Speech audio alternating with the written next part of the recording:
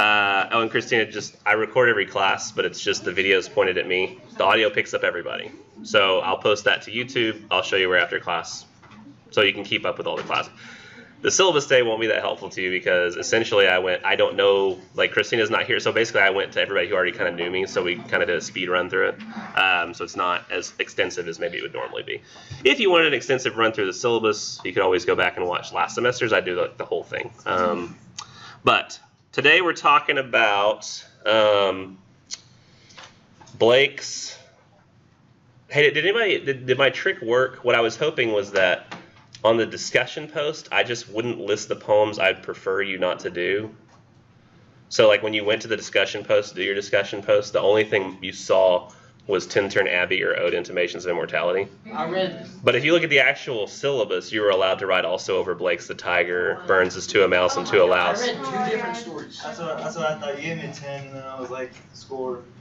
Yeah. So I was curious if that worked, because I noticed a lot of people wrote on Tintern, Abbey, and Ode. And I remember saying, oh, I'd really like for you guys to write on these. I think I said that in class, but usually people don't give a crap about my preference. So I just assumed that people were like, they must have thought this was all they could write about. I never read it. I just go off the green things. That's what I was banking on, and it worked. So we'll actually probably go through the ones that you're not familiar with first. I'll probably start with Burns, even though he's not first on the syllabus. Because the people who wrote on Burns were like, I don't really know what I'm reading. In fact, let's all turn, if you've got your book with you, turn to, it's probably going to be a good idea to have your books with you every day, like in this particular semester, because while we can't read all of Beowulf in a class, we can read some of these short little poems. In fact, most of the poems we'll just end up reading if they're short enough. I have a question. Yes? When you listed the page numbers Uh-huh. for the stories, they were actually off. It was usually like a page 2. Yeah, the issue is that I'm listing, there are 2, strangely enough, this is the 9th edition of the book, and you have the 9th edition of the book, correct? Mhm. Ours are different. Yeah. No, it's the exact same. I remember I told y'all last time there was an intern who screwed up, and like in my version of the book, there is no Ode, Intimations of Immortality by Wordsworth. It's missing. But instead of creating a new edition where they correct the mistake, instead they decided to take the same edition number and correct the mistake and shift page numbers forward or backward. Yeah, exactly. So mine doesn't have it, the one that I use. And depending, some people have this one, and some people have the other one, because some people buy used, some people buy new. And so I don't feel comfortable changing all the page numbers. But generally speaking, if you flip forward or backward about 4 or 5 pages, you find, and sometimes it's easier if you just go to your index, because your index will have the correct page number for every poem, if you just want to be sure. Or you can flip to where I say, and it probably will get you to the correct author, and you just flip a couple pages back or forward to find the correct poem. Yeah. It's generally what'll happen. But I think most people's, I really don't know. I just know that some people's will have to flip a few pages forward or backward, and some people won't. And I never know who it is. It always depends on which book you bought, when you bought it, that kind of thing. So I apologize for that. With Burns, in my edition, To a Mouse is on page 1493. I'm going to start with To a Mouse because that's the one most people who wrote about Burns wrote about. It's also the one that I thought there were the most mistakes with. It was kind of confusing to understand that one first. I kind of got most of it, so I made a mistake on my part. Yeah, did anybody, in fact, if you don't have your book with you, pull this up on your phone. Type Robert Burns, To a Mouse. And you have to physically see it to understand what's so confusing about it. Because, yeah, in fact, if I get somebody who says to me, like on a discussion post, this poem was pretty easy to understand, I know they didn't read it. Because you should all see, like when you pull up Robert Burns, To a Mouse. We skied it. Not even close. Yeah. In fact, he was Scottish. There's actually a holiday devoted to him. It's called Burns Day. It usually happens like, interesting enough, if you take me in the spring semester for Britlet, which none of you are going to do because you're already here. There's a holiday, Burns Day, that's celebrated in Scotland where like people basically like drink whiskey and eat haggis, like in celebration of Robert Burns because he was like a great Scottish poet. We don't do that in class now. None of that actually. but we do mention it. So he was just kind of a normal guy. Kind of reminds me of like Robert Frost a little bit, where like he liked the farm and like, you know, liked the stuff of life and was kind of a normal guy and wrote kind of in the way that Scottish people would talk and their slang too. Yes. Do you read this in a funny voice? I read it in a funny voice out loud. I don't know Scottish, nor do I really know the accent. Oh, like have you seen Brave? You have a daughter. For a second, I got confused, and I thought you meant Braveheart. So I was like, have you seen Braveheart? You have a daughter. And I was like, how are those two related? Our freedom! Intestines getting pulled out. No. Honey, you understand? So, Brave I have seen, yes. Okay, so I imagine like the dad. Assuming that those are relatively accurate accents, that's generally what I do. Is I take whatever I've seen in a movie and it just kind of populates my head, and often comes out Australian anyway. I don't know how. I'm losing my hold on accents the older I get. But I think that the only real way to understand this poem, to me, is to read it out loud, because it's a poem that's meant to be read out loud, and it makes more sense when you do read it out loud. In fact, a lot of times what you could do is, if you're home alone and, I mean, you want your parents to think you're weird, you can read the poem out loud and like record it, then play it back to yourself, and you'll be like, okay, it makes more sense hearing me say it than it did actually reading it and making it come out loud. It's really weird. You sort of have to think in the accent, and you'll have to, it's a slow understanding process, but a lot of times you can understand the basic gist of what it is from his title, and then like his little descriptor just below. So this was a poem written to a mouse on turning her up in her nest with the plow in November of 1785. So these guys plow, going along the dirt, sees, oh man, I ruined this little mouse house. That sucks. Poor mouse. Okay, that's the basic plot. And then he talks to it. I kind of imagine this like when I've told you I love tacos. Did I mention that? No. We just kind of assumed. Oh, okay. Well, I really love true Mexican tacos. Like, I love tacos pastor. And the place I go right now is this little, it's pretty good, but it's like the Campbell gas station. It's like you're on I-30, you go through Campbell, you get off, and it has horrible bathrooms. They're disgusting. I would never use them again. I used it one time. Yeah, but the tacos are good. No, it's not because of the tacos, just because it's a crappy gas station. Apologize, gas station. But I don't know why. I guess it's just like a holdover. But these old guys come in I don't know if it's every day, but it seems like every time I'm there, like 4 o'clock, this group of old guys comes in, like 7 or 8 of them. I don't know if they work in different careers, but they all come there. And then they're just sort of talking in these kind of Texas slang, guttural like utterances. It's not like full on sentences all the time. It's like, yep, hot out there, definitely hot out there. Could melt the skin off a pig. And I'm like, what? They don't say that. I don't know actual phrases, but you're trying to make sense of it, and it would be really hard if you didn't know the people. Like, you ever heard you've heard British people talk in movies, right? And you're like, I totally get this. You're like, you hear them and they're like, oh my, what is going on? And you're like, I understand that. But then you hear like somebody from like the streets in Britain talk. Like, has anybody ever tried to watch Black Mirror, the show on Netflix? It's like kind of a sci-fi possibility show, and every episode's a different story completely with different actors. So I watched one last night, and like it was called an episode called Metalhead, and it was like you could tell they just used authentic, like from the streets, like British. I'm not talking from the streets, like they have like street knowledge. I'm just talking like normal everyday people, like say us, without like a heavily worked on accent to sound perfectly Midwest. Just normal people with British accents who didn't try to make them sound really like pure. And so the people sitting there talking like this, and you're like, whoa, what?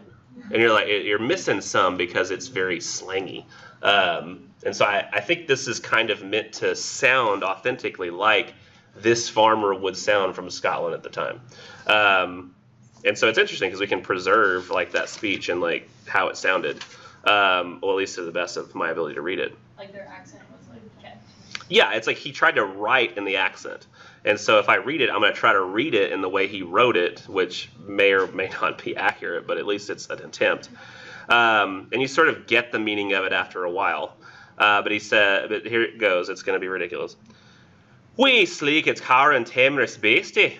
Oh, what a panic's in they breasty. Thou need not start away so hasty with bicker and brattle. I would be loth to run and chase thee with murder and pattle. And so it tells you some of the words on the side, but it doesn't tell you others. Like, you don't see it on yours, but like it says sleek it just means sleek. And I think when it says sleek it, it's really meant, it's like somebody pronouncing like the end of like, what's a word? Let me say like, you know, like you do in the Bible. Like let's say something is breached, it might say like breached, you know? So instead of it's sleek, he's saying sleek, he's just saying sleeked, but he's saying sleeked. You know, you're pronouncing that last. So it's, instead of saying sleek, they said sleeked. It's sleeked. I don't know. But then down below it says would be lath to run and chasey. It's loath. But it's actually sort of pronounced that way. So that's why it says with murdering pattle. So it's talking about using like, say, calling a piece of wood a pattle, but it's really, it says a plow staff. So he's just talking about any general like large stick as a paddle. Like I'd smack you with my stick. Like he's like, I'm not going to do that. So what he's really saying here is, if you read it slowly and sort of after having read it out loud, oh, little, sleek, cowering, timorous beast, oh, what a panic is in thy breast. You need not start away so hasty with bickering brattle. And down below, I was like, what? And it says with headlong scamper. Like just getting out of there quick. And he says, I would be loath to run and chase thee, you, with murdering paddle or with murdering stick.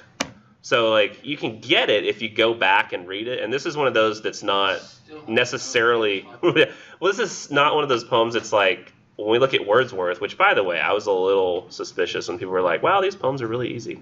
The Tyger was pretty easy. Yeah, Tyger's pretty easy. Well, I mean, I even feel like Tyger's not that easy. It's easier once it's explained, like what it's really trying to get to. But...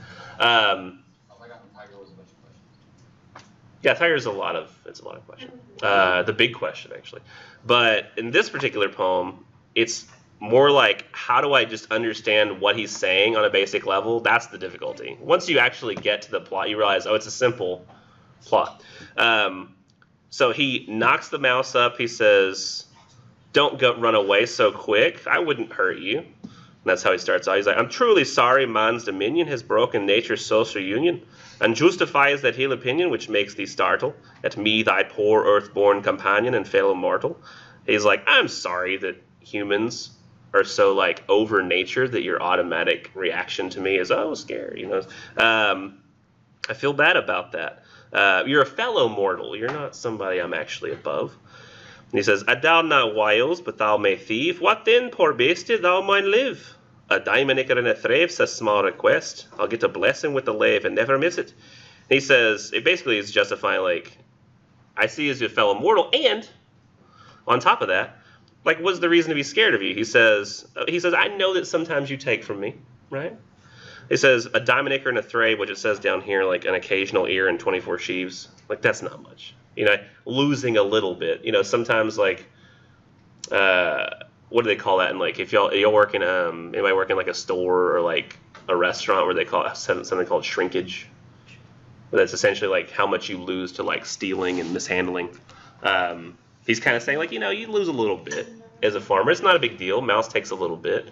He's like, that's a small request. You could take a tiny little bit. I'm never going to miss it. I'm not going to be like, where's the other half of that cracker?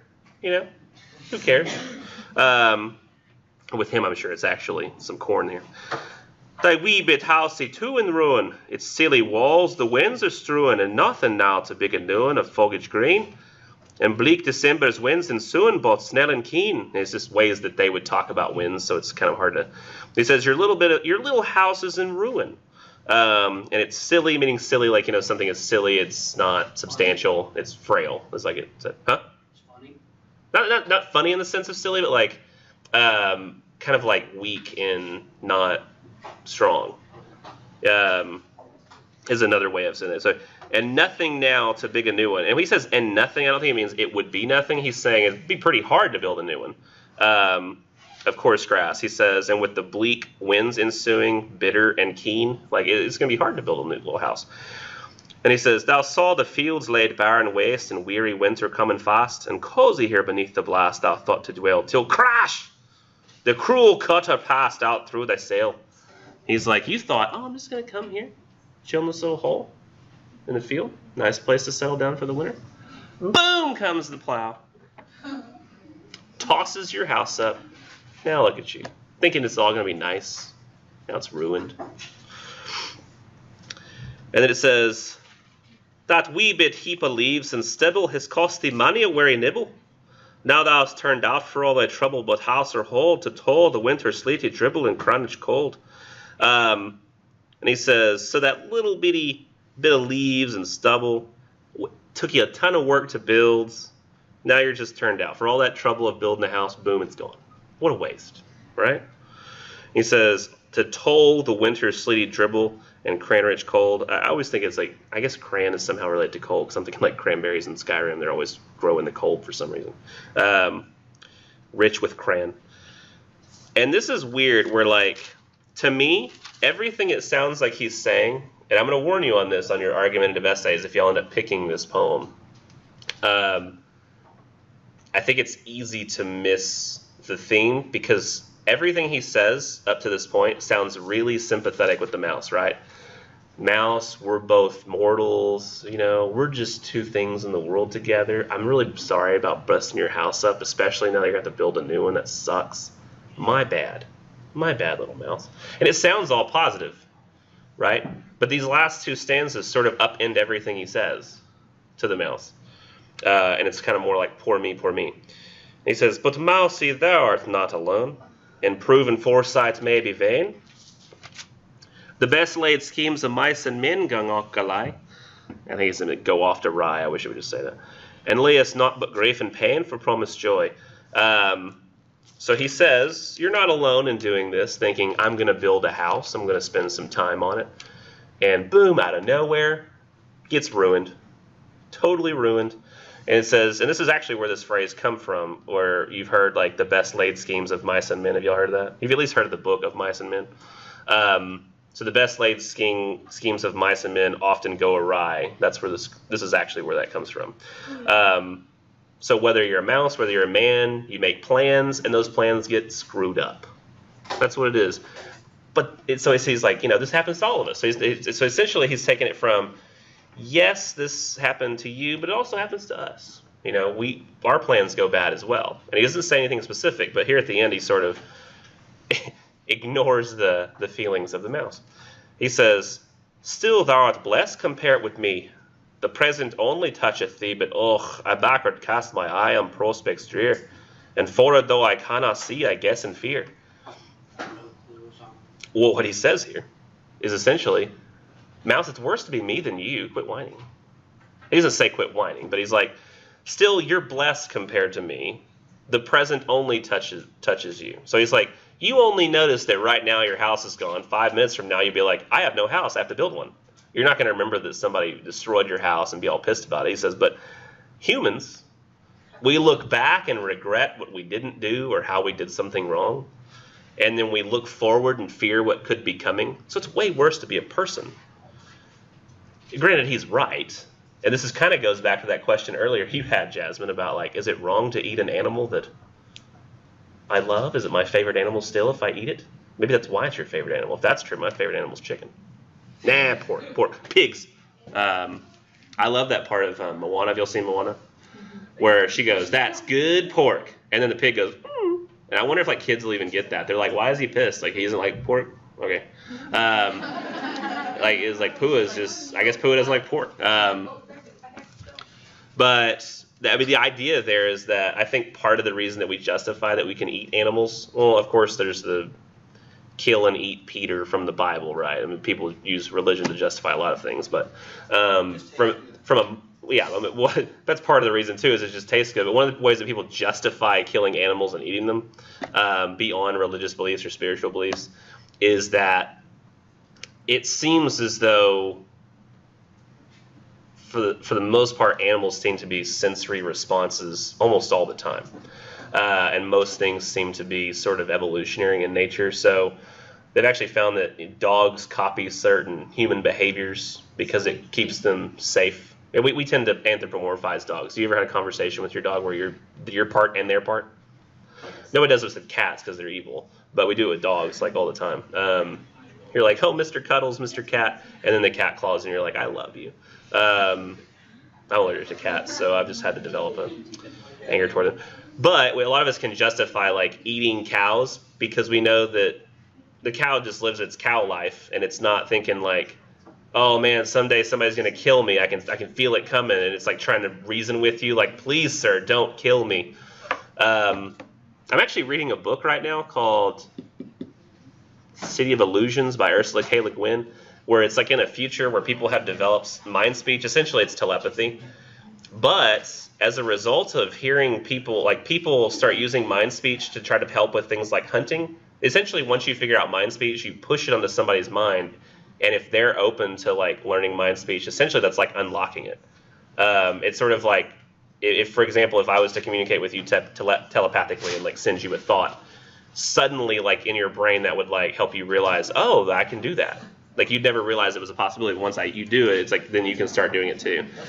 But, huh? No. It's in a book. It's a fictional book. I'm about to say, well, You're like, this is cool. I wanna learn. Yeah. Yeah, she does a good job of making it sound realistic. So when I'm explaining it, it sounds like it's a real thing.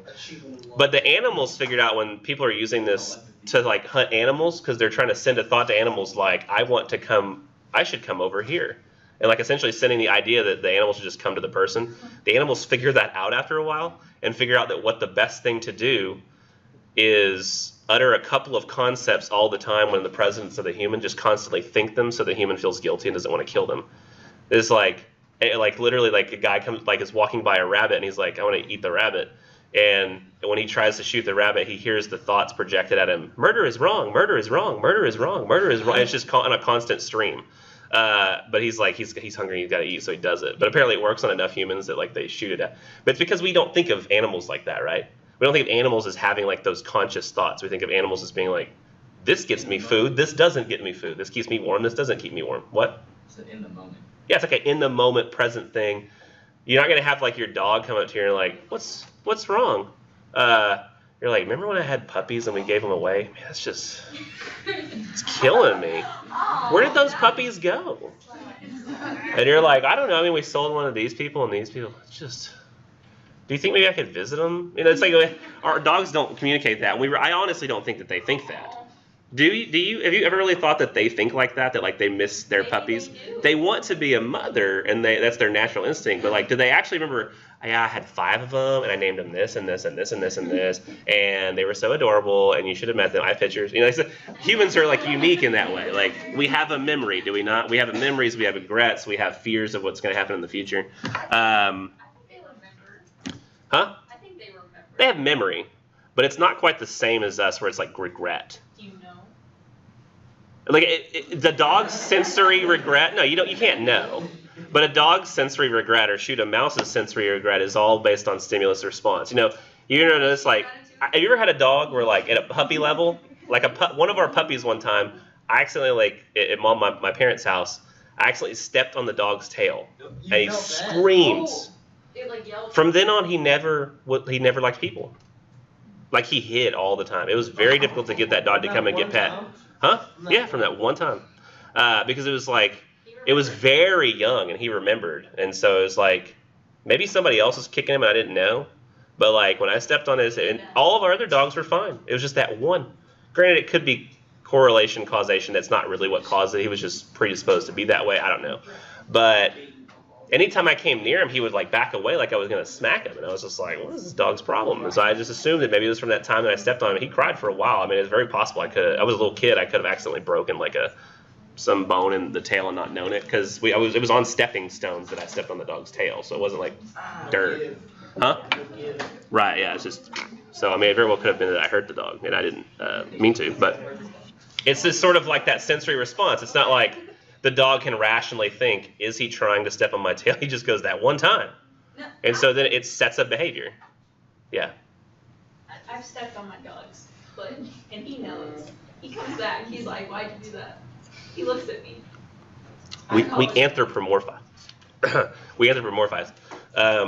Dogs have developed a way of looking at people's faces. They've found that they did like studies on dogs and found that humans tend to favor one side or the other of the face. We don't often look exactly in the center, and they found that cats don't do that. Cats look at whatever part of the face they look at, or the center or whatever. Dogs will stare intently at a face just like humans do at the same spot, because they've realized that we help them if they do that. It's a weird thing. It's like they're meant to be a companion animal to humans, which is why it's very hard for us to understand. There are some countries that do still cook and eat dog, but I mean, I think it's mostly North Korea, which they just do it out of necessity. It's sad too. They raise a dog like as part of the family, and then they kill it and they eat it. I've seen videos where like people on. But that happens with pigs too, right? I mean, I guess technically so. Weird, but she raises pigs. I don't know if she necessarily eats the pig she raises. You're acting like she just goes outside and cuts the neck itself and then like fries it up. Mah, you were a great pig. That's wild. Wild? Is that what you said? No, they're domesticated. What? No, I know. Okay, never mind. Okay, so the idea here is that while he does seem sympathetic to the mouse the entire time, which is what I got from most of the people who submitted the discussion post, he's not really that sympathetic with the mouse. He's more sympathetic with humans. He's like, I feel bad I broke your house, but honestly, how bad is it to be a mouse? You forget this 5 minutes from now. Well, he's like, me, I'll be like, remember that time that I built this house and didn't add that room on years ago when I built it? I'm still regretting that now, and yet your whole house just got destroyed. You don't even care. You're just like, oh, need a new house. Let's go mouse it, you know. So remember that if you think, oh, I'm going to use, because a lot of people use this for the research papers, and what ends up screwing them up is they think, oh, okay, it's very sympathetic to animals, but it's really not. It's more sympathetic to humans and our inability to forget or fear what we are going to go through. Let's see. So to a louse is the next one. And luckily he explains exactly what's going on. This one's a little more straightforward, so it's not quite so bad. To a louse. Louse is the singular of lice. Yeah. Which I don't necessarily know that it's a louse. It very well could be a flea. But because I don't know how, I don't know, maybe it really is a louse. I'm not sure. So it says, on seeing one on a lady's bonnet at church. So the speaker sees a louse on a lady's bonnet at church. So right there on her hat, big old fat lice. I always say lice because it sounds grosser. Louse doesn't sound as gross, even though it's technically not correct. But he sees like one little of the lice right there on the hat. And, you know, me, I don't know about you, I'm just like, you know, I'm just terrified of it. But he talks to the louse, like almost like that flea poem. But he's talking to the louse here. He says, ha! Did y'all look it up? To a louse, Robert Burns? You gotta have it pulled up. Ha! Where are you gone, you crawling furly? Your impudence protects you sorely. I cannot say, but she's struck rarely o'er gauze and lace. Though faith, I fear you dine but sparely on such a place. So, he says, where are you going, you crawling little wonder? Your impudence, which I think is sort of like a out front pride, you know, somebody who's, I don't know, I might be wrong about that. I want to look that up to be sure. Don't take my fingerprint. That's my fingerprint, I swear. Oh,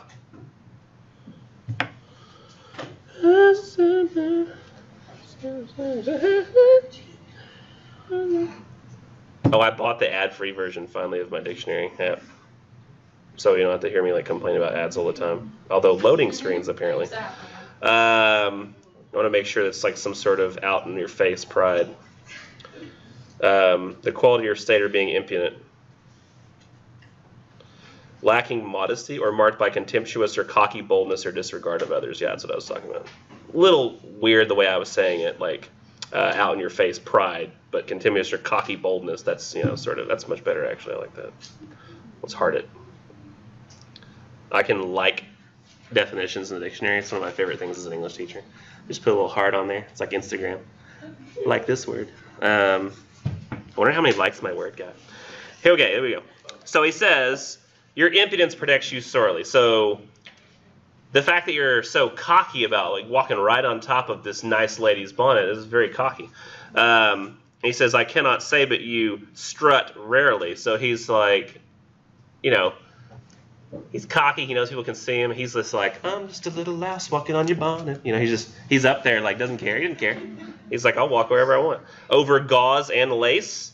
And he says, though in faith I really fear you dine but sparely. You're not going to find much to eat there on such a place. And the CDC can say all at once. They can. Our Centers for Disease Control. That lice infestations or people getting lice has nothing to do with what do you call it? Not sanitization. People hygiene. There you go. That's the word. It has nothing to do with hygiene. So if you have poor hygiene, doesn't mean you're going to get lice more often. I disagree. It's something inside of us that says if you have bugs infesting your hair all the time, there's got to be a hygiene problem. She disagrees. There's just something in our head that says that. In fact, having read the CDC's statement on that a number of times, I still think, no, can't be right. Like, it's like if you don't wash your hair, you don't. Mostly it's just a communicable thing. Like, you touch hair with people, you share brushes. Eventually, somebody's going to have lice, and you're going to get lice. That's just kind of how it's spread. It's like not. Someone have to have lice first. True, yeah. But he's saying, he's taking that old idea that essentially like lice only go where there's something to eat, like something, I guess, gross to eat. But really they can feed on any scalp, doesn't matter if it's clean or not clean. He says, I think you dine but sparely on such a. You're not going to find much to eat here because she's a fine lady. She's got gauze, lace, a bonnet.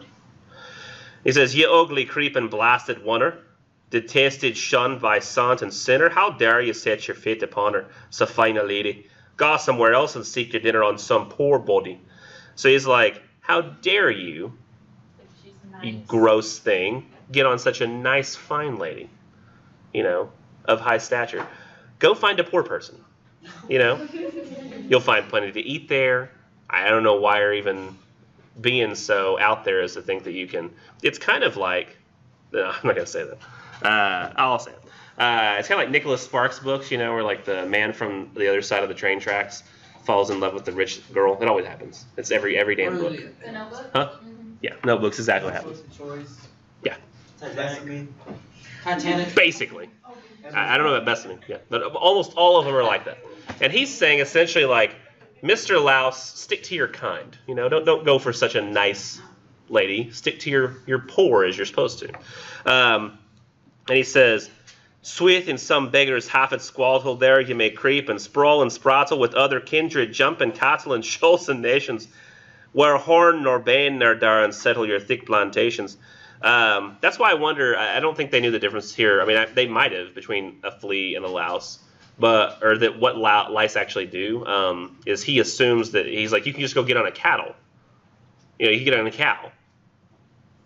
Eat off a cow. But lice don't do that. They're exclusively human. Why is that? Not sure. It's just, we probably taste the best.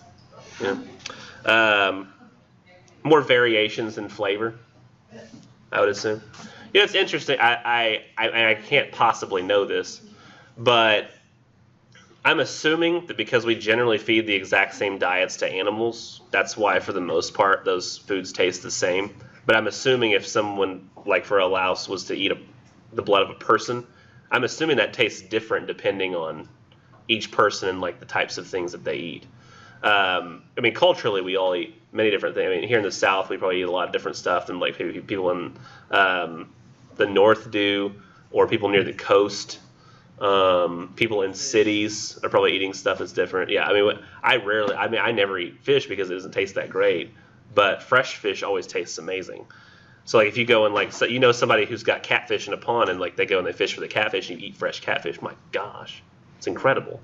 But if you eat like salmon from Walmart that's frozen, it's just slippery and slimy and gross. You can do all you can to it, but it's still going to not taste that great. But if you go to some place like in even Dallas, like it takes a while for the fish to get there. But you go down to the coast and you eat fish, and you're like, why does fish taste different here? It's because it's fresh. They're not trying to like pack it with preservatives and like see how far they can get it to the mainland before. Actually, I think a decent place in the Dallas area that I've eaten before is they have a whole bunch of restaurants. Is Rockfish. Y'all ever eaten at Rockfish? I think they actually bring in their fish daily from the coast, if they can. Maybe. I'm not sure. I just remember it was better than fish I'd normally had. Tuna steak, I didn't think I would like that. I was like, I hate tuna, so I won't like this, but it was different. So, he says, you should go to the animals. That's where you should go, because this is a fine lady. Don't get on her. He says, no hold you there. You're out of sight. Below the fashel snug and tight. No faith ye yet. You'll no be right till you've got on at the very topmost towering height of Mrs. Bonnet. He's actually talking about the social stuff here. So he says, okay, yeah, now you're underneath something. Just stay there. Don't come back out. He's like, no, but I know you. You're not going to be happy till you're at the very tippy top of her bonnet, and everybody sees you, and they're like, ah, it's a Louse. You're like, that's right. Here I am. I'm Mr. Louse on the top of this rich lady's bonnet. What are you going to do? I'm about to eat at the nicest place. And he says, my sooth right bold, you set your nose out as plump and grey as any grows it, or some four-rank McCurry, or was it, or fell red smedham. I'd give you such a hearty dose of it would dress you drawed him. He's just basically threatening him here. And he says, I would not been surprised to spy you on an old wise flannan toy, or even some bit duddy boy on his wild coat. But Mrs. Fine Lenardi, how do you do it? He's like, I wouldn't be surprised to see you here or there, like on some just normal person's clothes, but here on such a fine lady, come on. And then he always sort of like in the last stanza or the stanza just before will start to move toward his theme. And he says, oh, Jenny, do not toss your head and set your beauties all abread. Ye little ken what cursed speed this blast is making. Though winks and fingerings a dread or notice taken. People are starting to see the louse. And so they're kind of, she got a louse on her hat. And they're kind of pointed out at church, you know. I like, too, he's got it taking place in a church, you know. There's no mention here of what the lesson is or, like, the praise. It's all like, hey, look, there's somebody to judge right there. Let's judge them. I think it's kind of an interesting point he's making. But he says, don't toss your head. He's like, don't worry about it. Don't try to shake it off. There's no way you're going to get rid of it. He's going so fast. And this is interesting. The conclusion he comes to at the end is very strange. But he says, maybe it has something to do with the church. He says, oh, would some power the Githty give us to see ourselves as others see us? It would free many a blunder, free us and foolish notion. What airs and dress and gait would lead us in even devotion. So he says, sorry, I thought it was maybe something important, but it was just my daughter. She's important, but it wasn't like an important message, you know. It was some goofy thing. It reminds me of what I sent her, and she was responding to it, and what I sent her was hilarious. So he says, would some power give us the gift to see ourselves as others see us? He says it would from many of blunder free us and foolish notion, and what airs in dress and gait would leave us in even devotion. And he says even pretended piety, which I think is probably why he sets this in a church. You know, she comes to church well-dressed, and that's what makes her, you know, like a lady. But he says, if we could just, like the louse does, see us as other people see us. If a louse looks at everybody and says, you, poor person, you taste pretty good. Hey, look, rich person, you also taste pretty good. I give no thought to whether I'm a louse and whether that's appropriate for me. I just, you know, I eat what tastes good because I'm a louse. Person's a person. And he's like, well, maybe if we all considered what? No matter how small. What? Dr. Seuss. Oh, okay. Missed the reference. So essentially he's saying that if we all thought like this louse does, that everybody's equal, maybe we wouldn't get so caught up in the social differences. We wouldn't be sitting there pointing fingers at Jenny saying, oh my gosh, she has a louse on her. And spending all of our time in church judging the other people there instead of, you know, maybe paying attention to what church is supposed to be about. Huh? Yeah. It's kind of like a miniature version of that a little bit. This goes a little step further and says don't just judge, but literally think of yourselves as equal as the louse does instead of trying to... But it's so he always packs it right there at the end. Now, we don't read this one, but you might notice that just below that in the book, if you have the book, there's Auld Lang Syne. You know that song we sing at New Year's? He actually wrote the lyrics for that and the song as well. So he's known for that as well. He's very there's a lot of phrases in our public consciousness and things that come from Robert Burns we might not always realize.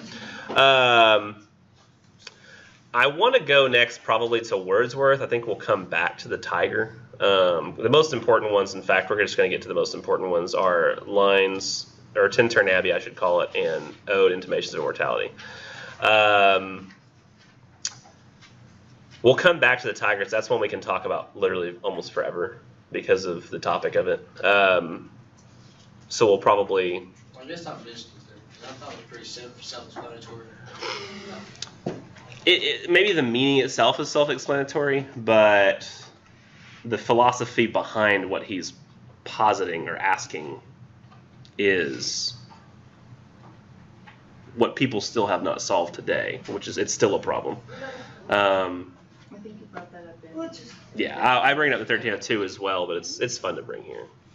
There's a song. Some people get angry, which is also fun. What? There's a song Yeah, we sang it in choir. about the tiger? There was a tiger. No. No. It's actually almost a poem. But in some other language? No. Or is it in English? I feel like I got the impression that a lot of like the choir songs were like, or at least like the ones you had to do for like competition were like foreign.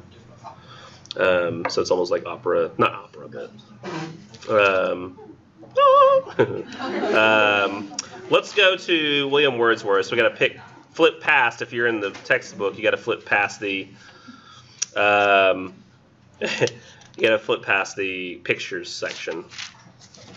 I always hate that in the summer semester, the only way to really fit this in correctly is to put William Wordsworth and Samuel Coleridge separate. But they were actually really good friends for a good portion of their life. In fact, they were such good friends that people in the community where they lived, because they lived about, I think, 7 miles from each other, maybe. They didn't live very far from each other. Maybe been less than that. It was really kind of within walking distance. But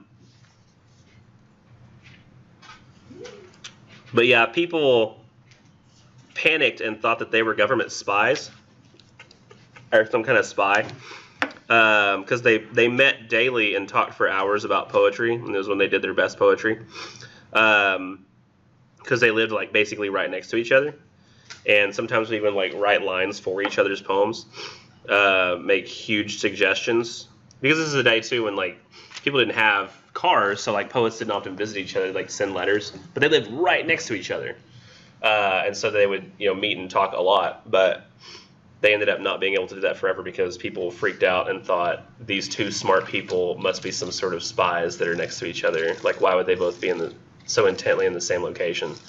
And when it came time, I think, for Coleridge to renew his lease, the people didn't let him. They said, nope, find a new place to live. And he was like, what? And then it sort of tumbled. That it caused things to not go very well for Coleridge after that. But Wordsworth lived a long time and was very prolific most of the time, I believe. People got a little angry with his politics, I think, near the end, because he sort of sympathized with, what was it? Totalitarianism a little bit. He essentially became pretty conservative, I think, near the end, and Shelley hated how he had left the progressive ideas of his youth and gone to something more leaning toward tradition, I guess.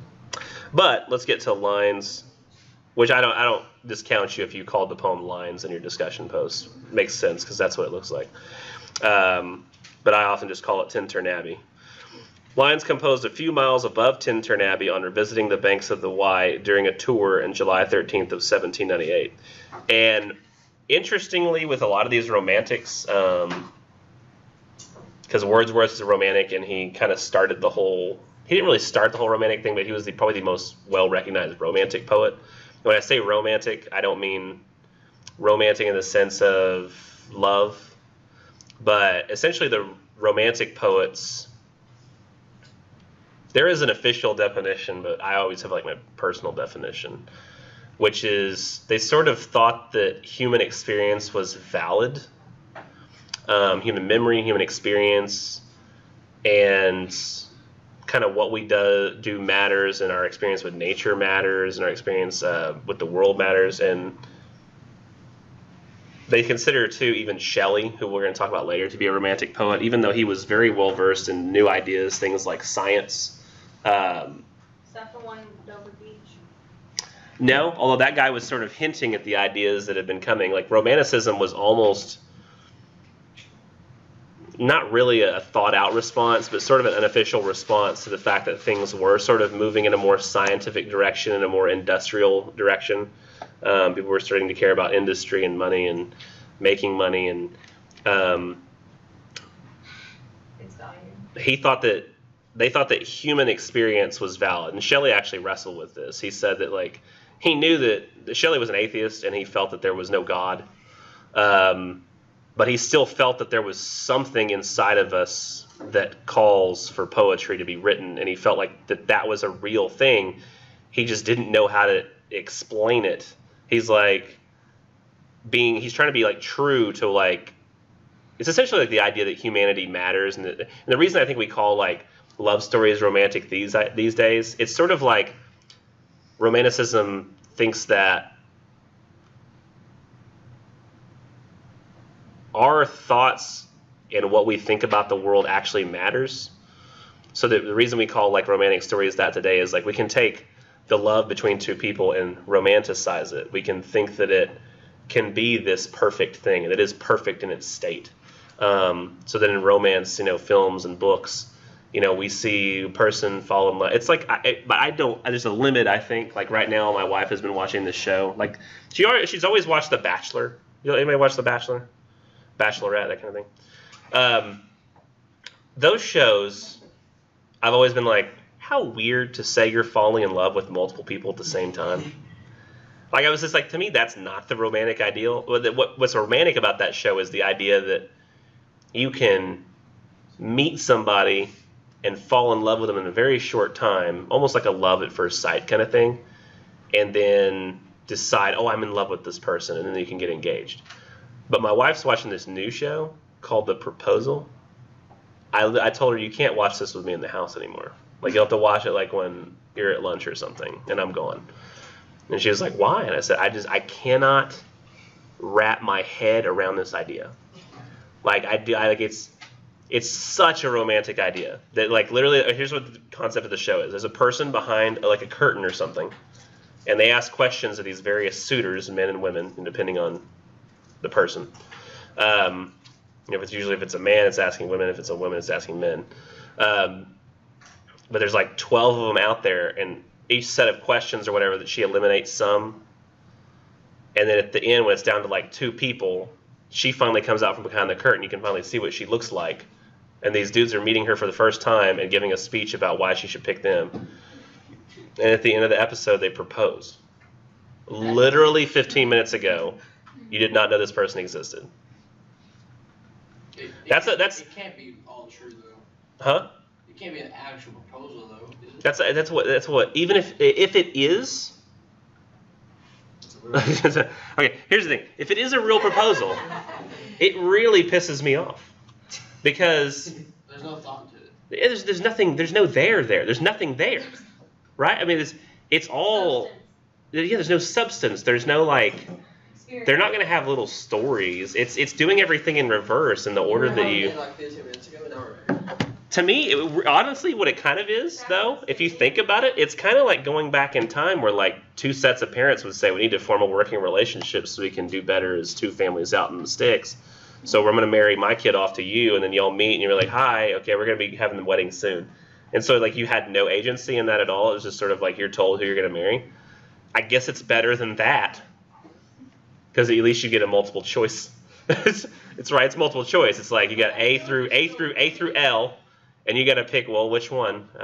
It's kind of like going to McDonald's. Instead of like your parents buying you the food and telling you you're going to eat this, they say, like, pick what you want off the menu. And you're like, okay. I've been That. to at McDonald's. It's what you always get. Huh? It's what you always get. Well, you got to have gotten it first to know what you always get. But to me, it's like that show infuriates me. Because it sort of undercuts the very idea of love, that you will meet somebody and get to know them, and after a time you become friends and best friends and you fall in love, and it sort of Spontaneous. gets rid of that entirely. It's like, oh, I'll fall in love with this person before I hear them talk, or like before I see their face. All I've done is heard them talk. Then 5 minutes later, I'll ask them. Like, to me, that's like, it is sort of a romantic idea. I don't know. It's not romantic in the, like, if you think like, oh, well, that's so romantic. No, it's not. Romantic is something earned to me. It's like something you I don't know.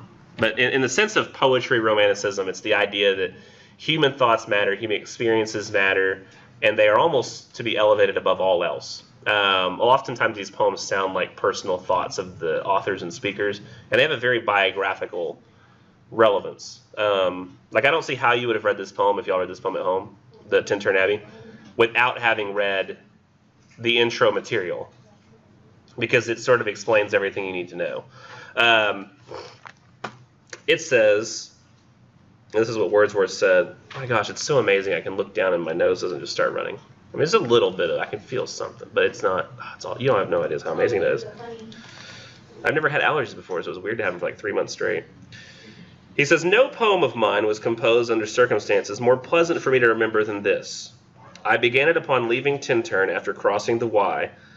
I have no idea how you're actually supposed to say that. And concluded it just as I was entering Bristol in the evening after a ramble of 4 or 5 days with my sister. A ramble meaning like a walking journey. And so he composed it in his head, is what he says. I think. He says, not a line of it was altered, and not any part of it written down. Yeah, exactly. Till I reached Bristol. So he claims that, like, he thought of this poem in his head the whole way that they were walking. Like, literally this whole thing you read, which is like a 4-page poem, he just had in his head. Made no alterations, and then just wrote it down when he got there. Like, that's, like, to me, a true poet. Like, how in the world I can't remember 3 lines in my head. I don't know how you can remember, like, a whole poem. It's one of the reasons I was never very good at, when I tried to join drama.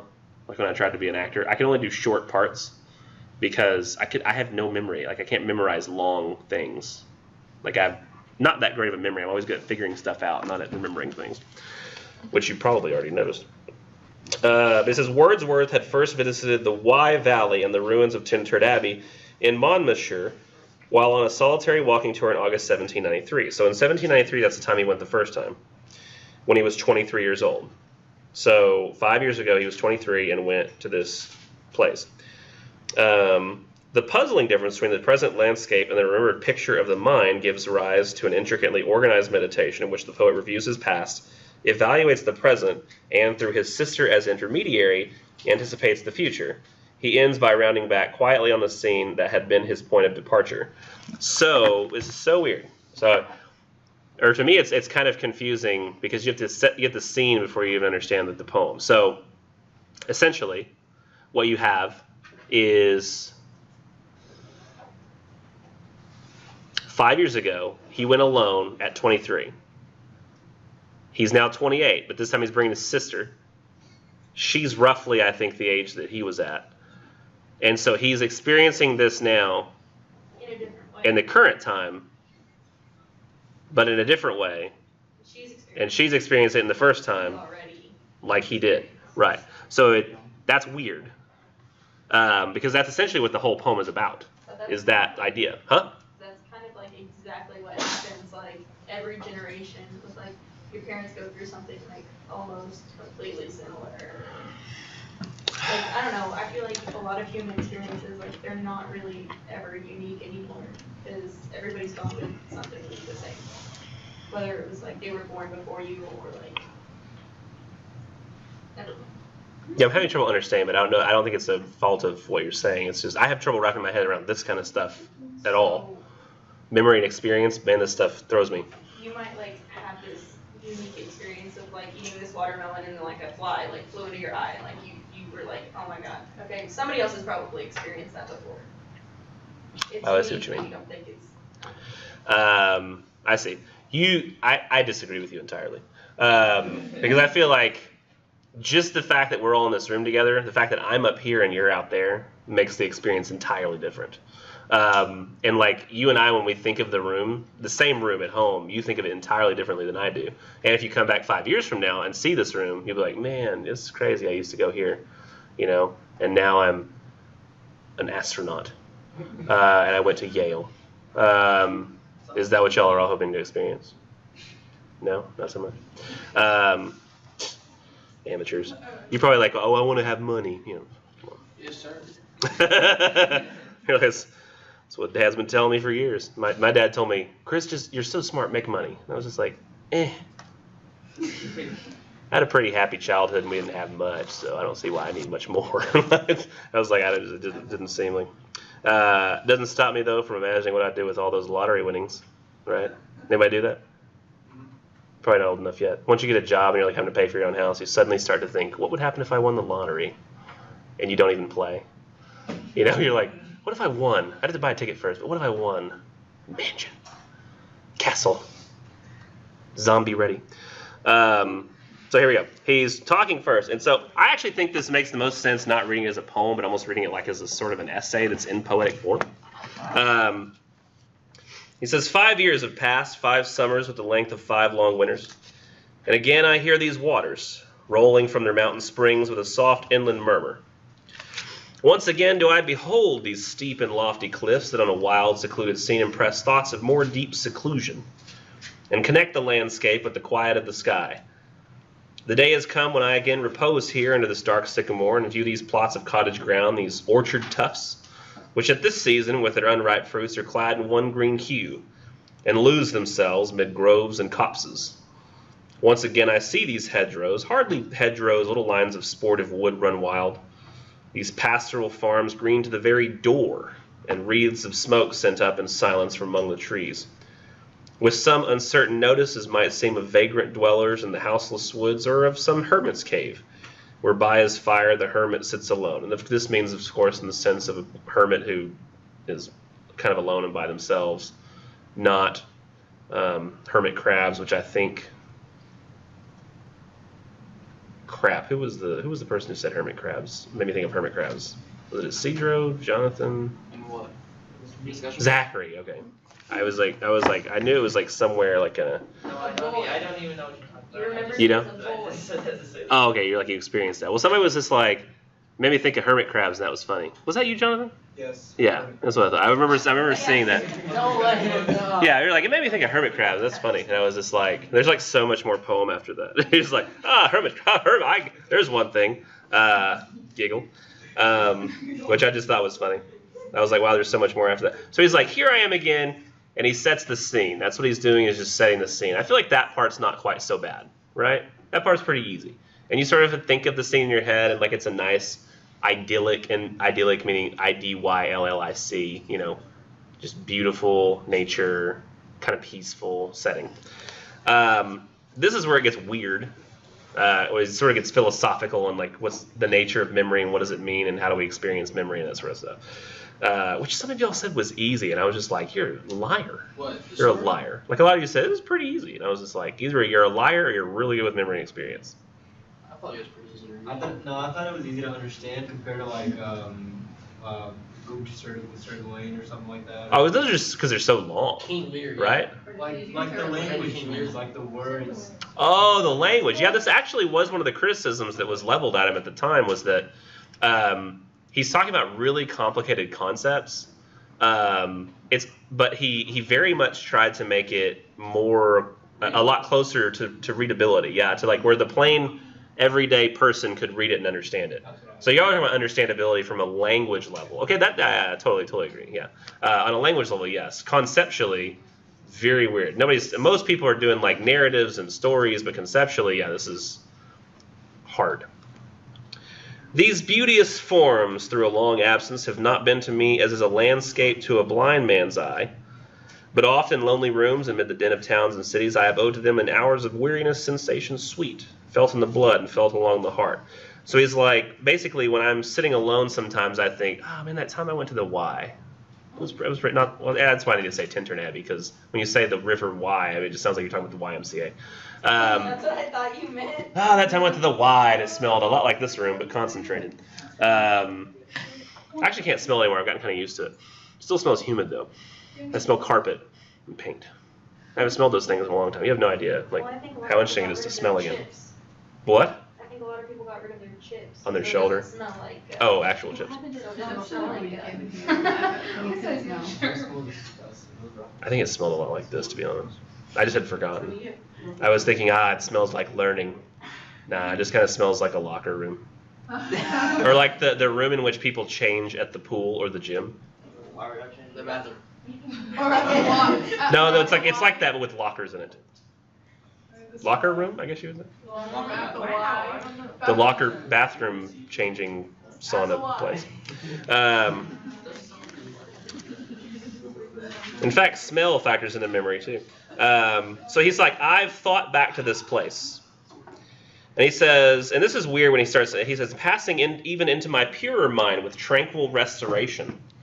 He talks about his purer mind a lot, like that concept. It's like, the idea that he has a part of his mind which takes a memory and then starts to consider it and reflect on it. And that's like his purer mind. It's the part that takes sensory experience, puts it into your brain, and starts to consider it and think about it and what does it mean. That's what his purer mind sort of is. Feelings too of unremembered pleasure. I guess that's when like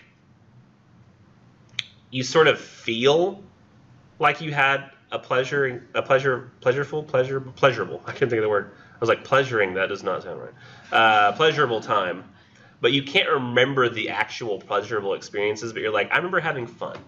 I think that's sort of what he's getting at a little bit when he says like feelings of unremembered pleasure. You feel it, but you don't technically remember what was so fun about it.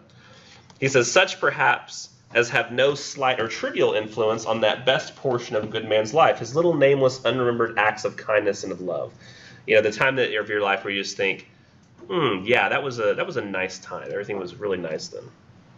Nor less, I trust, to them I may have owed another gift of aspect more sublime, that blessed mood in which the burden of the mystery, in which the heavy and the weary weight of all this unintelligible world is lightened, that serene and blessed mood in which the affections gently lead us on, until the breath of this corporeal frame and even the motion of our human blood almost suspended, we are laid asleep in body and become a living soul, while with an eye made quiet by the power of harmony and the deep power of joy, we see into the life of things. I don't even know if anybody's ever quite experienced anything like that. I feel like that mostly, like, say, when I read, and probably, to be honest, when I see a really good movie or sometimes an episode of a TV show. For example, that Black Mirror show I was recently I told you all about just earlier. There's another episode where essentially, like, the world, like, you go to this part of, like, society, I guess, or part of the world or this area where some AI has taken over dating and meeting people, and it constantly pairs you with people, and you immediately see when you start dating that person how long you're going to have together. So then why would you date them? And then afterwards, it's sort of like it keeps pairing you with people until it finds your forever match. And then it just tells you who it is. Because it sees how you interact with all these. So one person, this guy, shows up one time and it says, oh, okay, so we're together for 12 hours. And so they're with each other for 12 hours. And then, like, the next person they're with is like, oh, we have 6 months. And so regardless of whether you like or don't like that person, you have to spend 6 months together because that's the way that society works. There's people with guns, and if you try to escape or do something different, of course you can get shot or something. I don't think anybody does, but I don't see it in there. Huh? Is that a book? No, it's actually an episode of a show called Black Mirror. And so it's these, of course, you can guess what happens is two of the people who are in it feel like they should be together, I guess. They get put together once, and they think, oh, this is the person I should be with, despite what the system is telling me over and over again. It kind of reminds me of this book called Match. I've heard of Match, and I think it actually is a similar idea. They're like it's a 3-book series. It's the silver books, right? They're like sort of a grayish silver, and they have like a circle, and it says like Match, and it's green. Oh, yeah. Yeah. I remember the cover. I used to work at Hastings before I taught. before Hastings didn't exist anymore. But in this, why did I even mention that? I don't know, man. I'm trying to figure out how it relates to this. Oh, okay. So I watched that episode of that show, and I found it very moving for whatever reason. I don't know. I like seeing stories that fill me with a hope in humanity, I guess. Like they just sometimes will give me so much emotion that I cry and how hopeful I am. Like sometimes I cry when I watch Shawshank Redemption. Really? Yeah, sometimes. When they reunite Huh? at the end. Bro, when you watch the boat. Yeah, I cry when I watch Castaway, The Martian. You know, when people desperately try to get back to humanity and they're able to, and people try to get somebody back to humanity. Interestingly, I didn't give a crap about the Thai rescue, the kids in the cave. I only like it in movies. Like I don't like it in real life when like we had managed to save somebody. Like if there was somebody actually on Mars, I'd be like, we should get them back. But I'm not gonna watch this every day. Like it's just that's the news. I don't know. I'm really a sucker for composed stories with like beginnings, middle, and ends. And like I don't know. I like that. When it comes to like actual news, I'm like, oh, okay. Like when somebody later turns that cave rescue into a movie, which by the way, it's already being turned into 2 movies. I'm sure I'll be like, it's so moving. So did you remember when they made the movie about the guy stuck in the I was about to say that, like 300 feet the down. miners? Yeah, something like 300 feet down. Oh, there's another one. It's like 127 hours or something like that. That one I didn't cry at. I was just like going, ah.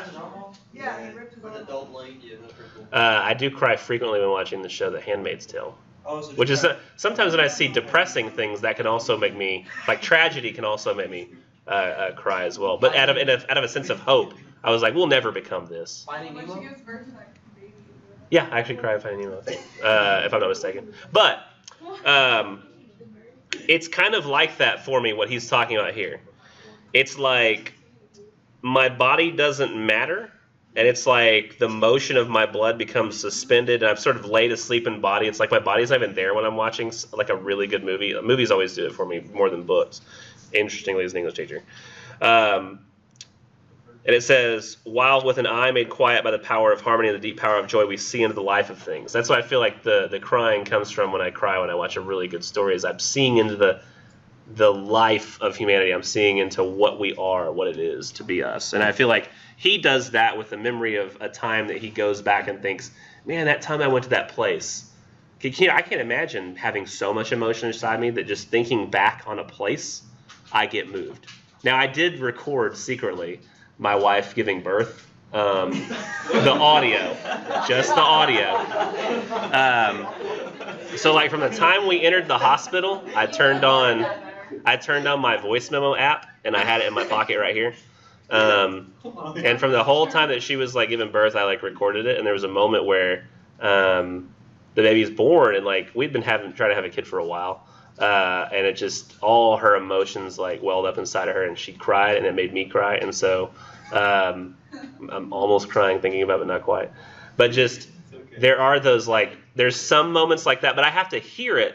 Well, actually, no, I'm talking about it now, so isn't it interesting? Like, huh? Did you catch your baby's first scream? Oh yeah, the baby's first cry is on there too. It's a lot different when they're just born because it's like barely even a noise. It's kind of like the baby. It's like Ow. it's like nature's perfectly designed babies so that like you get used to the crying over time. Because now she just is like, I don't want to be asleep. Ah! And you're just like, yeah, you have to. Ah! And like she's developed this like piercing cry that you're like, oh, we just have to go get her. We have to go get her. No, we can't. We can't go get her. Leave her there. She needs to learn how to sleep. But there are those memories that we have, and you'll develop. I mean, I noticed from y'all's info sheets that y'all fill out that a lot of times you say, oh, life-changing events. Nothing's happened to you. Being born. Yeah, stuff like that. Granted, there are some people who like big stuff has happened to them. Like I'm like, man, that must have been difficult to go through, even at a young age. Huh? Moving all the way from a different state. Yeah, that can be pretty rough to go through. But it does give you great stuff to write essays about now, especially the synthesis analysis. I never mentioned this, but I did grade all the discussion posts and essays that have been written so far. as of last night. So, yeah, you'll develop these memories at some point where just thinking back on them, it's like you become a different person, or you get stuck in your mind and like you see the beauty of things. It'll happen if you don't already have something like that. Yeah. Did you ever tell your wife about that?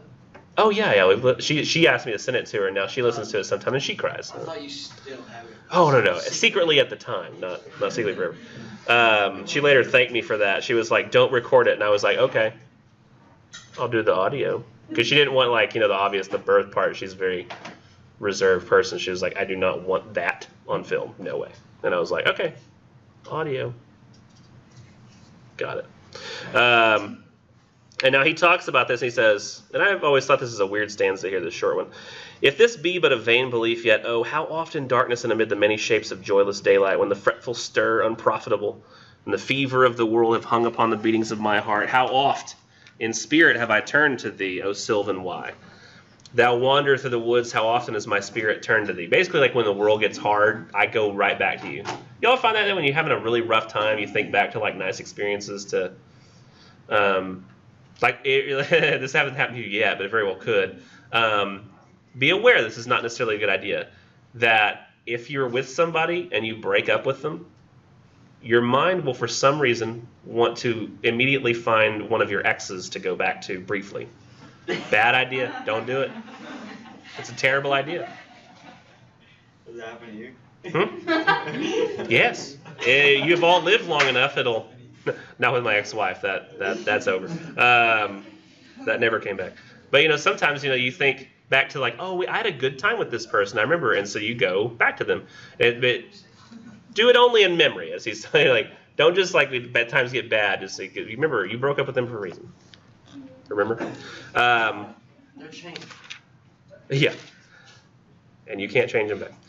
And now, with gleams of half-extinguished thought, with many recognitions dim and faint, and somewhat of a sad perplexity, this is, I think, the hardest part, the picture of the mind revives again, while here I stand, not only with the sense of present pleasure, but with the pleasing thoughts that in this moment there is life and food for future years. So, he's thinking about the time he was here before, and then he's also thinking, I'm here now.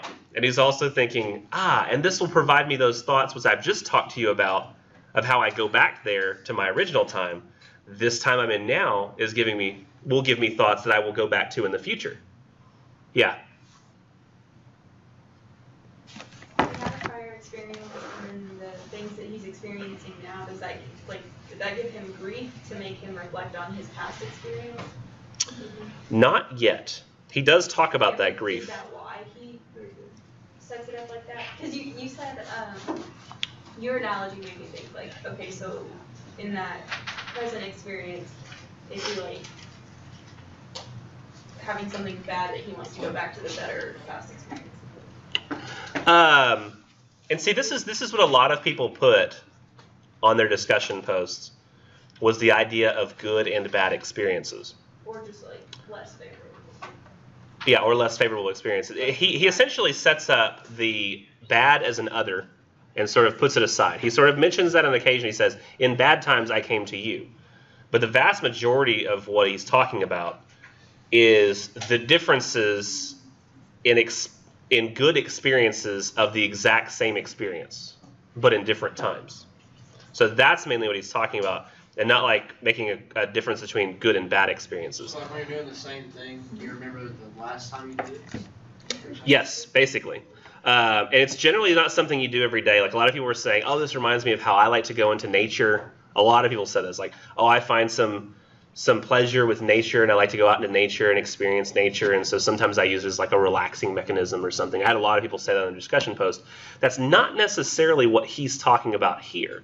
He's talking about a couple of times over time, he's gone to this same unique place. True.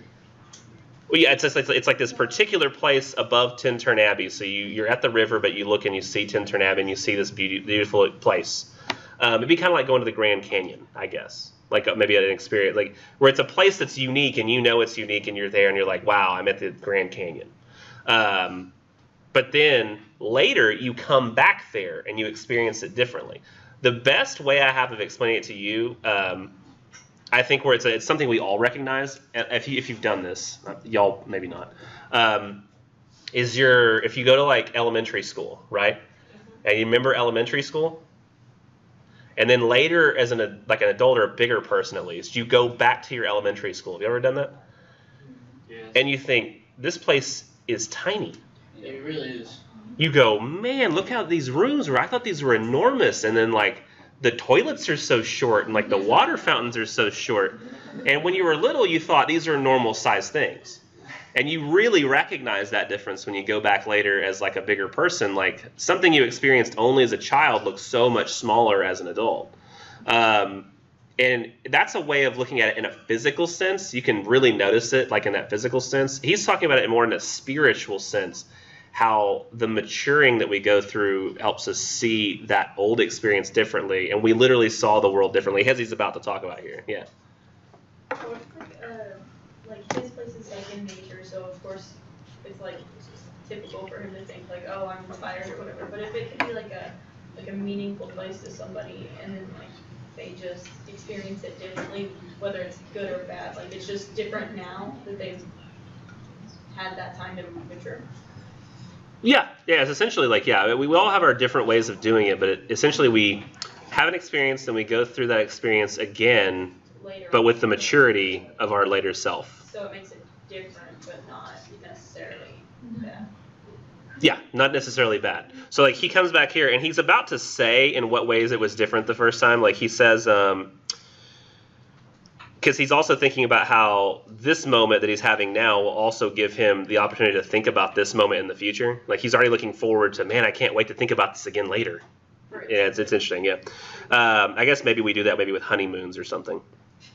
And so I dare to hope, though change no doubt from what I was when I first came among these hills. And here's what he was like before. He says, when like a roe, a deer, I bounded o'er the mountains by the sides of the deep rivers and the lonely streams, wherever nature led, more like a man flying from something that he dreads than one who sought the thing he loved.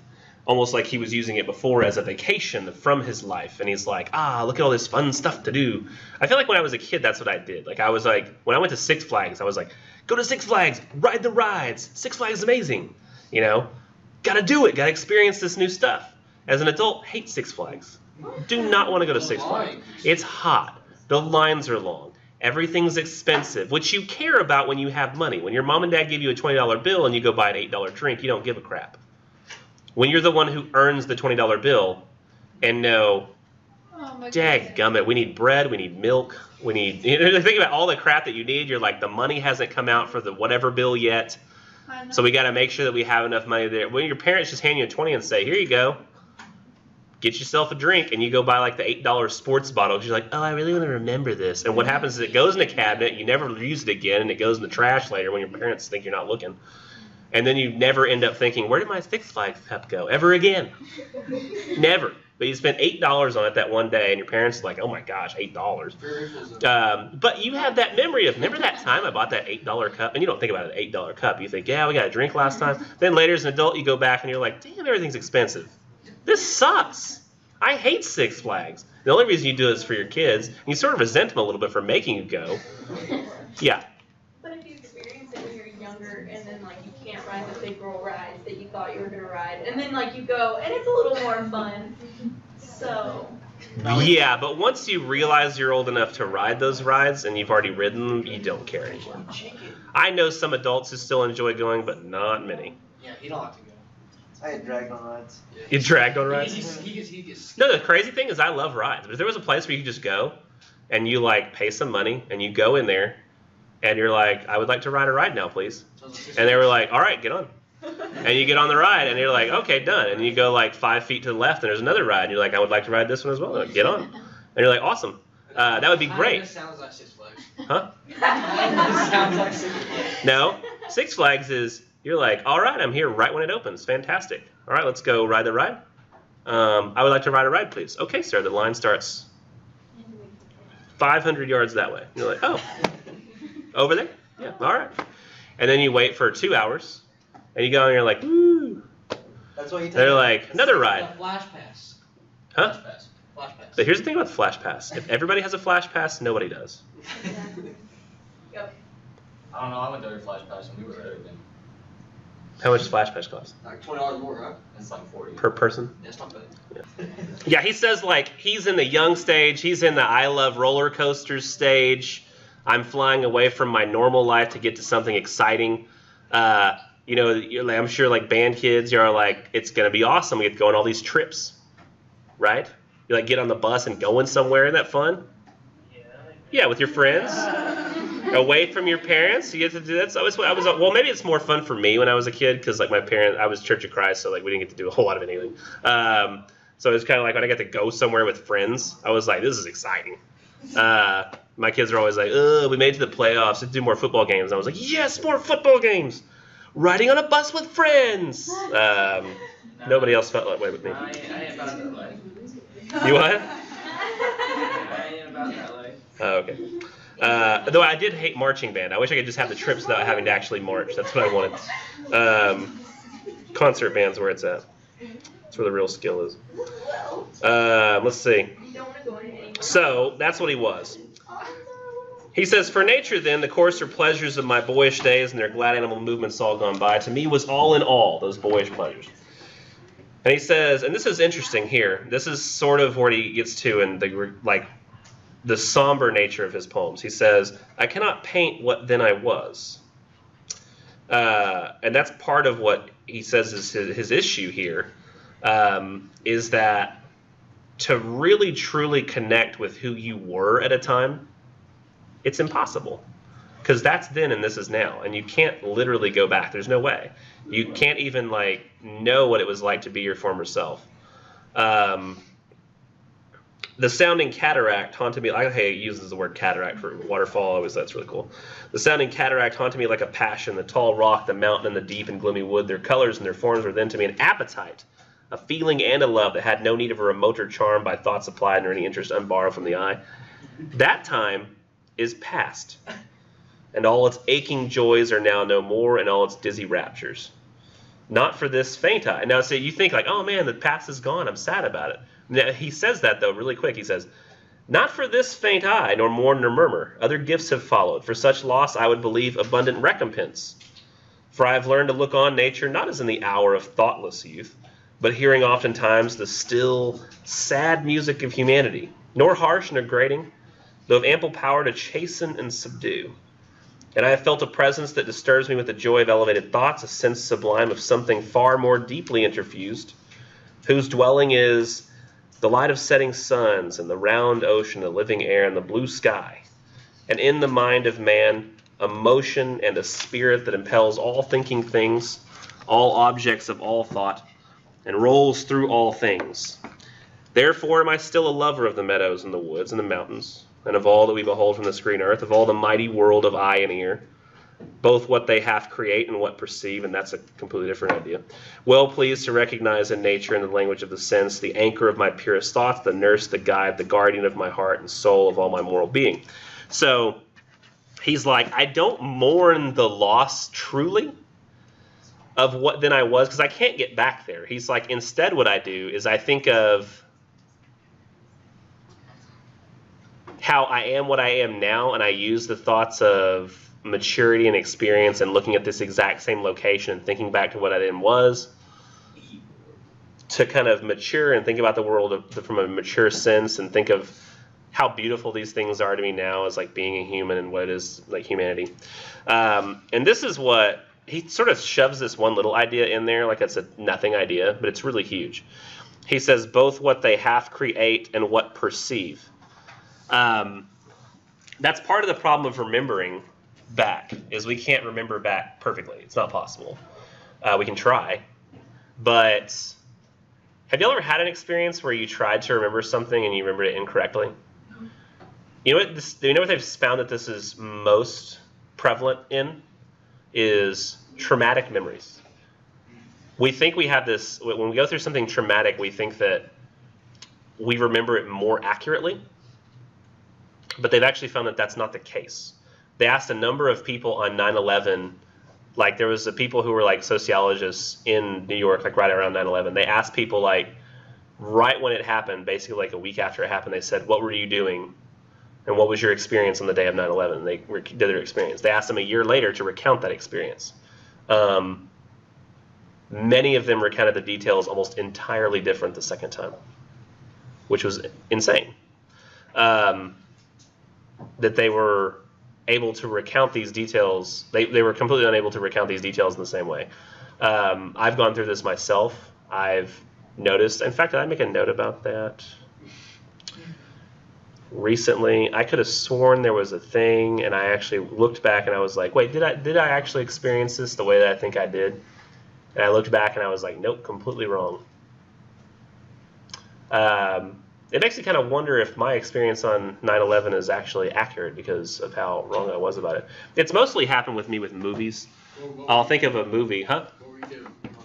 Oh, I think I've told this a number of times, but I was a young kid and was just irritated that we were probably going to talk about it in class because I didn't know really what was going on. I was like, somebody hit a building with a plane, and I go upstairs, grab my books for the next class. I come downstairs, somebody hit the other building too. Like, I watched that happen, and I was like, oh my gosh, this is all we're going to talk about in class today. Like, we have all this stuff we have to learn for like exams and things, and all they're going to want to talk about is how these two planes hit these buildings. I didn't know anything about terrorism or what was going on at the time. I was only 18 years old. Like, yeah, I was 18 years old when it happened. You didn't know about terrorism? Huh? It wasn't super prevalent. America didn't deal with terrorism. Like, there were terrorist acts. There was nothing major that had ever happened before. Today, the war on terror is sort of a given in America. We give up a lot of our rights for the sake of satisfying, keeping our fear levels down.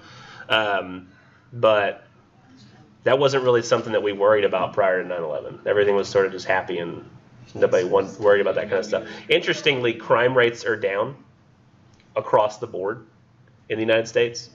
But perception of crime rates is that they're up.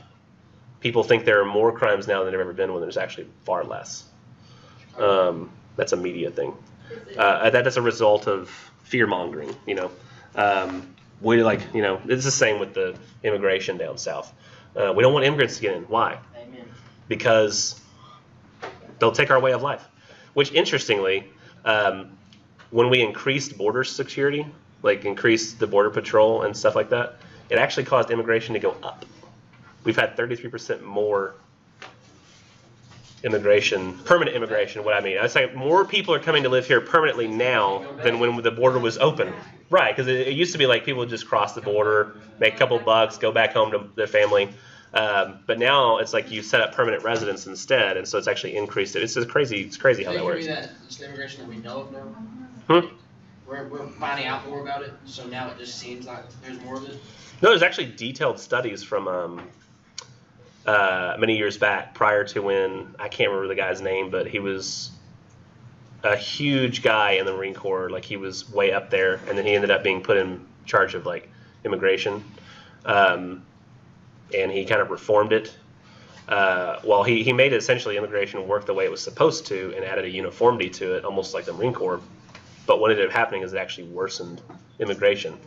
Because he was a rule follower, it just turned out that the system they had set up did not actually work. But what would you say? Yeah, no, they've had people taking records of this since like the 80s and 90s, like detailed records, going actually across the border and talking to families and saying how often they immigrate, and people who are over here they would do the same thing with. And so they were just like literally canvassing, and basically everybody who crossed the border, they would ask, "What's your experience? What are you doing?" And people were participating and stuff like that. So they've been gathering data for decades. Writing papers on it. But anyways, to get back to this, the memories that I have of those times and of lots of different times, I think that they're accurate, but they're not. One of my favorite movies I went back and watched recently, and I was completely wrong about what happened in the movie. Like, I love the movie, and I was like, this scene is my favorite scene, is when they're running through the house. And when I went and watched the scene in the movie, I thought like the camera followed them through the house, like when they ran out of it, and then they were standing on a bridge. Didn't happen. The whole thing happens from the outside of the house. The camera doesn't follow anybody through it. And I was like, how was I so wrong? Like, my favorite scene in the movie didn't even happen. Like, how did I do this? It was like, essentially, I guess I remembered the feeling of what it must be like to run through a house, and then incorporated that into the memory, so that the feeling that I had became part of the memory. They say this happens too when you tell stories to somebody. You'll accidentally embellish details or leave certain details out, and that codifies it in your brain as the actual memory. without realizing you're even doing it. Man, it was something recent too. Let's see if I can actually pull it up. I mean, I might have made a note about it to say, hey, mention this in class. No. Nah,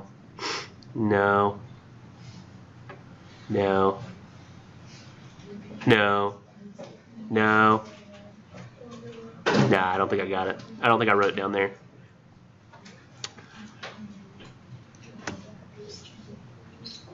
Oh yeah, actually I did write it down.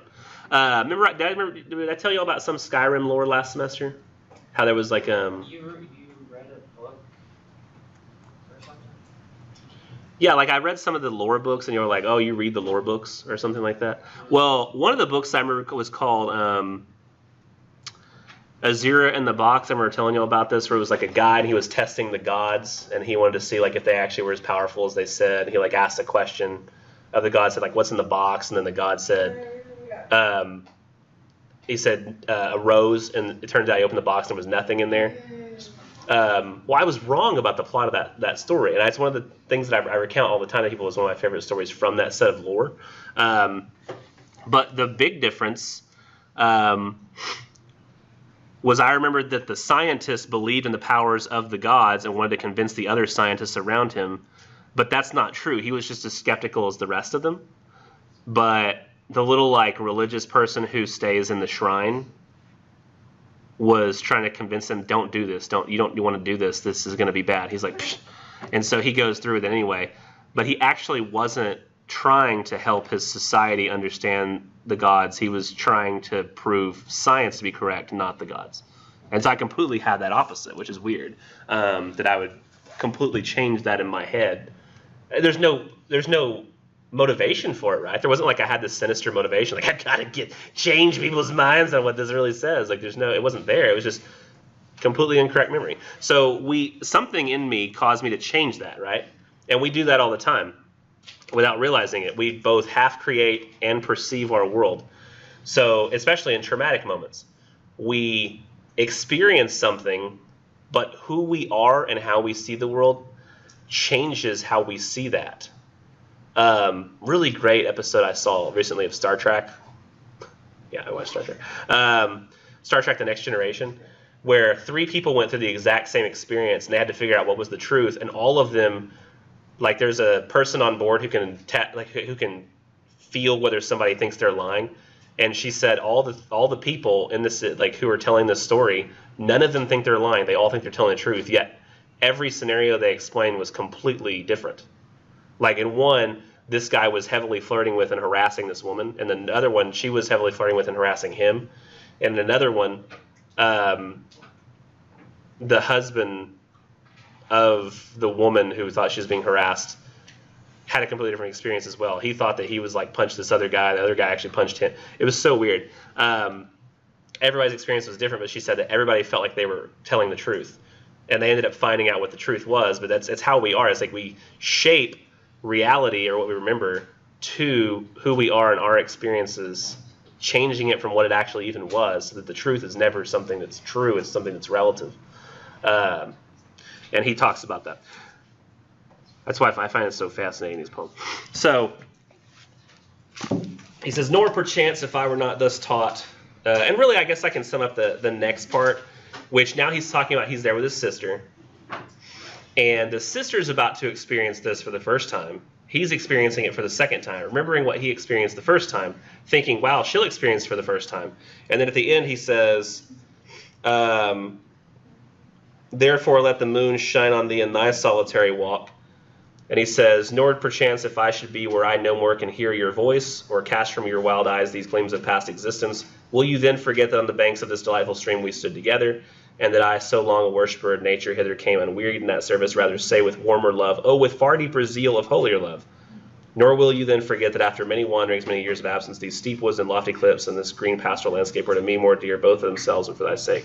So now he's experiencing it with her. She'll get to come back to it. He's like, you can now use it as well to remember back on times when you had with me. And that's great. So now he's like projecting all the things that he had been thinking about himself also onto her. So she'll have the exact same, not exact same experience, but her own experience, which she can then call back on just like he does. So it's, I don't know, it's a very complicated thing to me. Like he's thinking about literally like something like 8 sets of different experiences and the way we would experience them differently. It's crazy to me. I feel like that poem is written in youth, and his ode. Oh crap! I have to look up the ode because I don't have it in my book. Ode Intimations. Actually, I think I do have it in the book. It's just not in this book. Do I have another book? Booyah. Booyah is a phrase we used to say in like the 90s that would mean, aha, yes, I am happy with what I have achieved. Let's see. So Wordsworth, where are you, buddy? Where's your ode? That's the prelude. That's a little further than I want to go. Ode to duty. Ode, Intimations of Immortality. And this one's a little longer, so I probably won't get a chance to read all this, but and we may even we might just have to sum up the Tyger real quick by saying, essentially, the Tyger is a metaphor in that poem for Satan, and the lamb is Jesus, and essentially it's asking, and we can talk about this in a little bit if we have time, but we probably won't, but how can a good God make a Jesus and also make a Satan? And even if you can rationalize by saying, well, God didn't make Satan. Satan's the result of what God isn't. He could still snuff him out like that, right? He'd go, poof, Satan gone. But he doesn't. So he allows him to exist because he's all-powerful. So people wonder, how can a good God allow both evil and good to exist? And you can rationalize it all you want, but still logically both. But that's essentially what he's getting at in that poem. Well, let's talk about this ode. It's a little more complicated. A lot of the stuff from Tintern Abbey still fits. He starts off the poem here, and I'm on 1583 in this edition of the book. It might be the same finally for you guys. He says, the child is father of the man, and I could wish my days to be bound each to each by natural piety, or essentially like a sort of a respect, almost a religious respect toward nature. And he says, child is father of the man. What does that mean? How could a child be father of the man? Did y'all understand that when he says that? No. Essentially, you can't be a man until you've been a child. So essentially, the child who you were is the father of who you will be. In a sense that the youth that you once are gives rise to what you eventually are. It's strange. And really, to be honest, he talks about the same stuff he does at the beginning of Tintern Abbey. It's just more formalized and looks more like a poem, I guess you would say. I'm not going to read this whole thing, but talks about some nature stuff, and then he ends the first stanza, or not first stanza, but part 1 with, the things which I have seen I now can see no more. Really hits this idea home a lot harder in this one than he did in the other one. It's gone. The rainbow comes and goes, and lovely is the rose. And he says at the end of that one, part 2, wherever I go, that there hath passed away a glory from the earth. So anytime there is a rainbow, once that rainbow's gone, that glory of the rainbow has passed away. Any experience we have that's positive, any beautiful thing we see, once it's gone, it's gone. It may come back, a rose may bloom again, but it's not the same rose. Or it's not the same bloom. The bloom you once saw, gone forever. The happy experience you once had, that first date you had with somebody, that first kiss, never again will you have it. It's gone. It's one of the reasons, I think that this poetry really hit hard for me. It's one of the reasons I try to record things like that when the audio of my child being born, because I was I want to be able to go back to that and hear what literally happened then so that I can reflect on it again, because we have an ability that Wordsworth did not have, where we can record, at least in some semblance, the reality of what happened and then go back and think on it. But I mean, would it be better if I just didn't do that, if I just experienced it and then tried to remember the experience? I don't know. And he says, while the stuff sings a song, and happy, happy things in section 3, shout, happy shepherd boy, heard the call. And then down at the end of part 4, around line 51, he says, after all these happy things he's pointing out, there's almost a cheerful, people tossing flowers and having almost a procession. He says, but there's a tree of many, one, a single field which I have looked upon, both of them speak of something that is gone. The pansy at my feet doth the same tale repeat. Whither is fled the visionary gleam? Where is it now, the glory and the dream? What happens to what was? Where does it go? Stephen King wrote a story that got turned into a movie called The Langoliers, where essentially like every single moment that ever takes place is constructed somehow or exists, but it's like, imagine like every second of time that ever existed was in its own physical space, and we're like time. The way time works is like there's a moment, and then a second later, the next moment, and next moment, next moment, next moment. But it's a physical. You're not actually seeing. Reality is not something that smoothly flows. Like my hand when it's here. Like literally all of reality is a bunch of different pictures all set next to each other that we can't perceive how fast they're going by. Kind of like a movie. You ever watch a movie? It's technically all a bunch of single individual photographs. But this story posited that like all of reality was a bunch of essentially individual snapshots of moments that we just perceive as one smooth motion. And the Langoliers was the name of the monsters that came and devoured the moment once it's gone, because it starts to slowly like turn black and white and lose its energy, because it has to have all this energy to exist in its moment, and then it goes away. And I might be remembering that slightly incorrectly, but that's kind of what he's talking about here in a sense. Whither has fled the visionary gleam? Where is it now, the glory and the dream? That moment that is past, where does it go? How is it gone? I mean, your yesterday is now gone.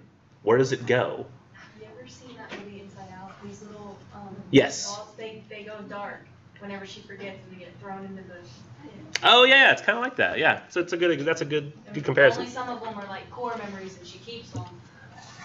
But you gotta make space. Yeah.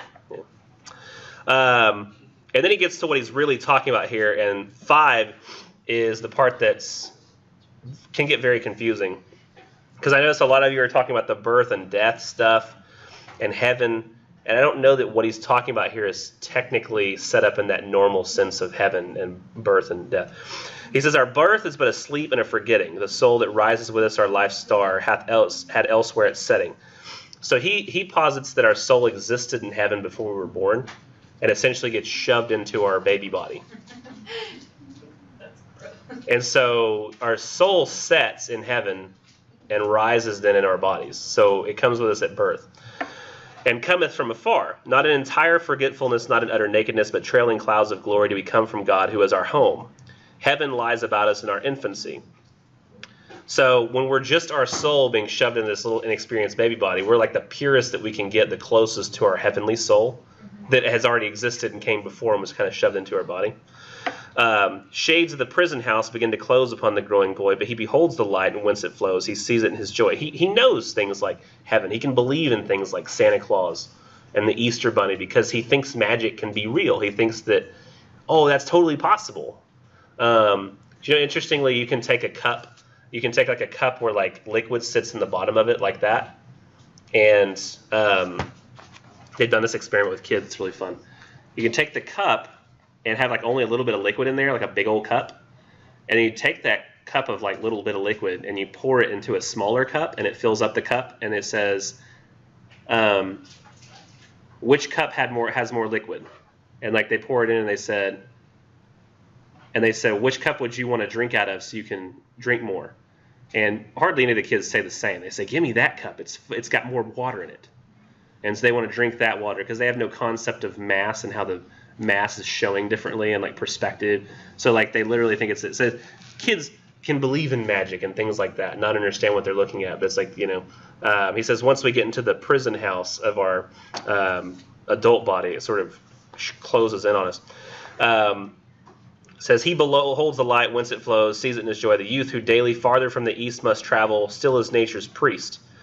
And by the vision splendid is on his way attended. At length the man perceives it die away and fade into the light of common day. He thinks of like our life is like a land we're crossing. At birth, you arrive on the shore and you get bigger and you become a little boy and you become a man and you're at the center of the continent. And then you like get older and you like end up walking back into the sea on the other side. So that's like what his birth to death like cycle thing is, with the sun going over and setting. Earth fills her lap with pleasure of her own. Oh yeah, here we go. So it says in the second half of 6, the homely nurse, Earth, does all she can to make her foster child her inmate man. And he talks about the earth like a prison. Forget the glories he hath known in that imperial palace whence he came. So like we forget heaven the older we get. We forget magic. We forget possibility. And we just think of, as he says in the next section, I believe, he talks about, the child is great, right? 7 is probably the most key stanza here, I think, maybe if I'm remembering correctly. It says, behold the child among his newborn blisses, a 6 years darling of a pygmy size. See where mid-work of his own hand he lies, fretted by sallies of his mother's kisses, with light upon him from his father's eyes. Doesn't it sound nice? No worries. Just a happy time when you're just a little kid. But then it says, see at his feet some little plan or chart, some fragment from his dream of human life, shaped by himself with newly learned art. Here's what happens to us. A wedding or a festival, a mourning or a funeral. And this hath now his heart. As we get older, the stuff of life takes us, doesn't it? And unto this he frames his song. Then will he fit his tongue to dialogues of business, love, or strife. But it will not be long ere this be thrown aside, and with new joy and pride the little actor cons another part, filling from time to time his humorous stage. To be honest, I don't really get this. The various characters and temperaments represented in a drama. Okay. With all the persons down to palsied age that life brings with her in her equipage, as if his whole vocation were endless imitation. So at first we're sort of ourselves. We are this magical thing that can be shaped into whatever. But then we learn what we're supposed to do, right? We learn the things that we have to do. Like, you're told you can't just play outside all the time. You gotta get into a good college someday, kids. You gotta have a good career. How do you get to the career? You go to college. How do you get to college? You have good grades. You try hard. Well, also you got to do sports. You got to do some kind of like school event. So that when I was in high school, my dad, like when he was in high school, had nothing but time except for when he wanted to work. Me, it was like I was doing stuff basically all the time, but I at least had time at home. Now y'all start college early. I mean, I think I had the opportunity to do that, but it wasn't pushed as much as it is now. So y'all are literally like getting part of your adulthood out of the way when you're a kid. I mean, I still think of you guys as kids. Maybe you don't think of yourselves as kids, but I was a kid at 18 and 19 when I was having a kid. So, when I was 20 and 21, when I was having my first kid, I was still a kid. So, I don't think I became an adult till probably 28 or so. It took a while. Luckily, it was just like shortly after I met my the love of my life, so I figured it out pretty quickly. But movie out of it. The reason we like movies is because if we were to make a movie of most of our own lives, that'd be very boring.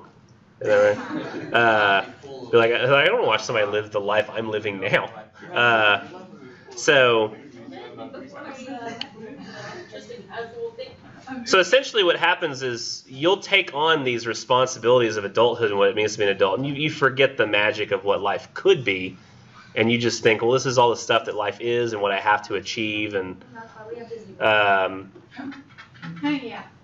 got many people writing on their 5-year goals for the info sheet. Somehow, I don't know how you're going to accomplish all of this. Master's degree, married, having kids. And I'm like, how in the world? It can be done. Well, you can do it 2 or 3 times at one time. Huh? As you're going through your masters. You gotta go through bachelor's first. Well, it's easy. It's easy. Yeah. We're 2 years in. Yeah, we're 2 years in. So as you're going through masters, have a But still, it'd be great if I could get like a report back sheet, like a survey I send out and be like, how many of you are doing exactly what you thought you'd be doing? And you'd be all like, none, 0 people. Except that one kid who's like, I'm going to be a doctor, and then actually goes and does it. And everybody's like, oh, they did it. Good job. And everybody else is like, yeah, I was going to be a veterinarian, but instead now I'm like, designing machines for industry. Like, what? That's not the same at all. And then like there will be the couple of you that despite having a great education and having done quite a bit of stuff, you're still going to be working a retail job somehow. No, not that. Just tried to get a job. There's just no market for anything that you tried to get right now. Generally, it's if you become a drama major. Which, kidding. Maybe you might find jobs in that. It's not likely. Let's just be real. Huh? Art. Actually, art is one of those that's high in demand right now because of design. web design, art design, adding, marketing, that kind of stuff is where art is Just to needed. be like a painter. There's not a market for that anymore. Just I want to paint stuff. Design, yeah, but Nice try.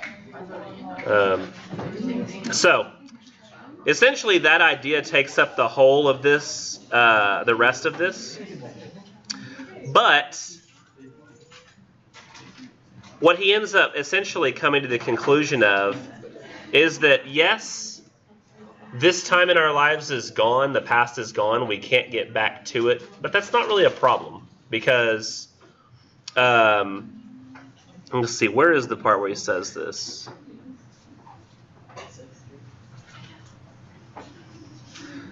He says, the thought of our past years in me doth breed perpetual benediction, not indeed for that which is most worthy to be blessed, delight, and liberty, the simple creed of childhood, whether busy or at rest, with new-fledged hope still fluttering in his breast. Not for these I raise the song of thanks and praise, but for those obstinate questionings of sense and outward things, fallings from us, vanishings, blank misgivings of a creature moving about in worlds not realized, high instincts before which our mortal nature did tremble like a guilty thing surprised. But for those first affections, those shadowy recollections, which, be they what they may, are yet the fountain light of all our day, are yet a master light of all our seeing. Uphold us, cherish, and have power to make our noisy years seem moments in the being of the eternal silence, truths that wake to perish never, which neither listlessness, nor mad endeavor, nor man, nor boy, nor all that is in enmity with joy can utterly abolish or destroy. Hence, in a season of calm weather, though inland far we be, our souls have sight of that immortal sea which brought us hither. So essentially, he's going back to that physical sense of, at birth, we appear on a coast, in our baby body, and then we walk across the land, and then we end up getting old and going back into the sea at the end, and our souls go back to heaven. Well, he says that the whole time we're walking, we can look back and see who we were. It's kind of far away, it's a little out of focus, it's not going to be perfect, but we can see, that's when I was a little kid, and you can see all the ages that you were at as you walked across. And so the fact that it's gone, it's gone, we can still look back and see it. Yeah, like memories, like our ability to remember and to reflect on those memories and have obstinate questionings of sense and outward things. The fact that we take in the world and reflect on it, and take in experiences and we reflect on it, and those experiences change us, and we can go back and we can look at those experiences when they changed us. Our souls have sight of that immortal sea, which and can in a moment travel thither and see the children sport upon the shore and hear the mighty waters rolling evermore. So we're never left without these senses. I mean, these days we're sort of spoiled because we have, YouTube, phones. We've got now, my wife and I, it's just so weird. Like, when we know we're going to be trying something with our daughter for the first time, we try to get her camera ready. Because sometimes we're like, crap, we missed the first time it worked. Like, for example, if I know that my wife is going to be, the other day, my daughter, I thought she could reach the counter. I was like, I thought I had this on the counter. So I started recording her, and I put, her snack cup on the counter with the puffs in it. And she just reached up there and grabbed it off the counter, and I was like, she can reach the counter, babe. And I sent it to my wife, and she was like, she's getting so big.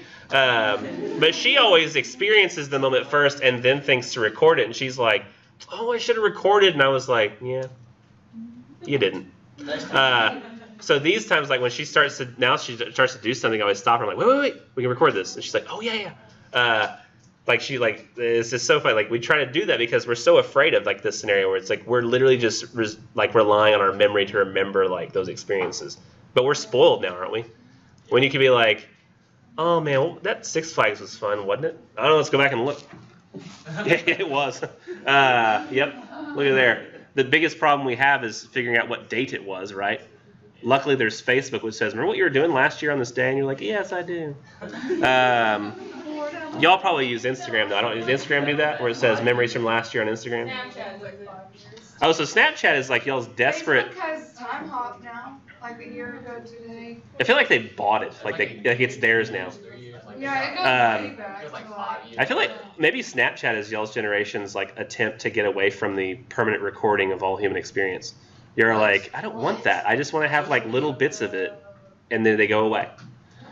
And but y'all save them too, though, don't you? I've seen enough pictures on other parts of the internet of people with dog ears to know that people don't just let it stay where it is. You know what I mean? The filters with the. Oh my gosh, that was so funny.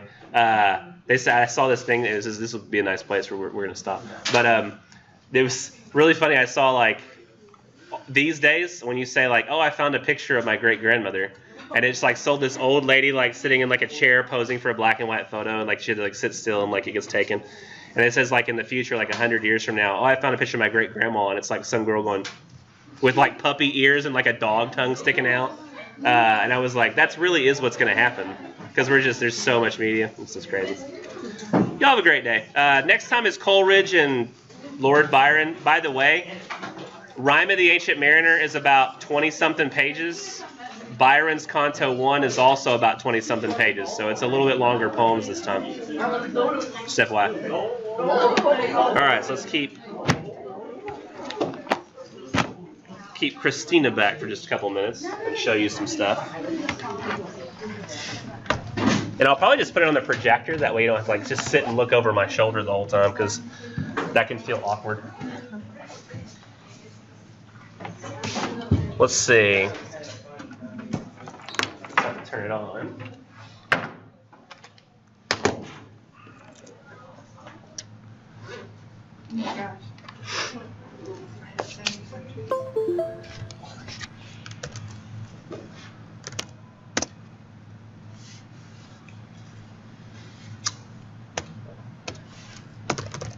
Oh wait, I don't want to do that. I want to do my fake student. Is it up there yet? Yeah, it's coming up. It's not quite. So I'll log in, go to our class. I don't know if it's big enough to see yet. Is it big enough to see? I can make it Pretty good. pretty good. Okay. So if I just take you real quick, like through the class. Yeah, I think I can tell you like the most important stuff really fast.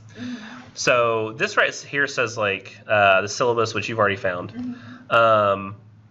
Grade check form, that is not going to be useful now. It's going to be useful later, but essentially it'll let you like when you get to the end of the class, kind of check your grades and see like what do I need on the final to get an A is mostly what it's used for. You have your syllabus, but I would always suggest looking for what to read that week on either this Blackboard calendar here or on the PDF file itself, because all the color coding. Green is essentially all the readings. Blue are the ones that you cannot write about. Okay. And that's for discussion posts or essays. But red is always quizzes and yellow is always discussion posts. Okay. So I try to make that where essentially you always go green, yellow, red, kind of like a stoplight. Yeah. Read first, then do discussion posts over those readings. And what happens always is, it's kind of weird the way this works, but you'll only ever see what's available at any given time. So if I go here to discussion posts right now, you'll see that the first one, the introductory post, is still open. Did you do one? No, I haven't done it. Okay, I just wanted to check with first to see. And then there's the one for next time, because the way this class is designed essentially is the discussion posts always take place before we talk about the literature in class. So that I want everybody to sort of develop their own opinion before I say what I think. Yeah. That's how I don't want to just every time I read an essay, I'm just reading everything I told y'all in class, because that's very boring for me. So I like y'all to develop your own opinions. So this one's just like, hey, here's who I am. Okay. This one for next week will be Coleridge and Lord Byron. But I think right after we get done talking, I'll turn on the first post too, so you can go back and do that first post. Granted, it's going to be over stuff we just got done talking about, but this one will be over any of those three poems that we're going to talk about next time on Wednesday. So as of now, I have to do the introduction and then the one that we just talked about today, and then discussion 2, right? Because Right. Okay. Yeah. Which you don't have to put as much effort into 0 and 1, Okay. because I mean we've already kind of passed that. So, but essentially, like I give you like the guideline in the syllabus on the what to expect for each type of assignment section. That essentially like you have to do 3 posts each time. You have to do an original post that you make, and then you have to go reply to 2 other people. Okay. Your original post needs to be about 100 words long. Essentially, like, tell me what you found interesting about the literature, and also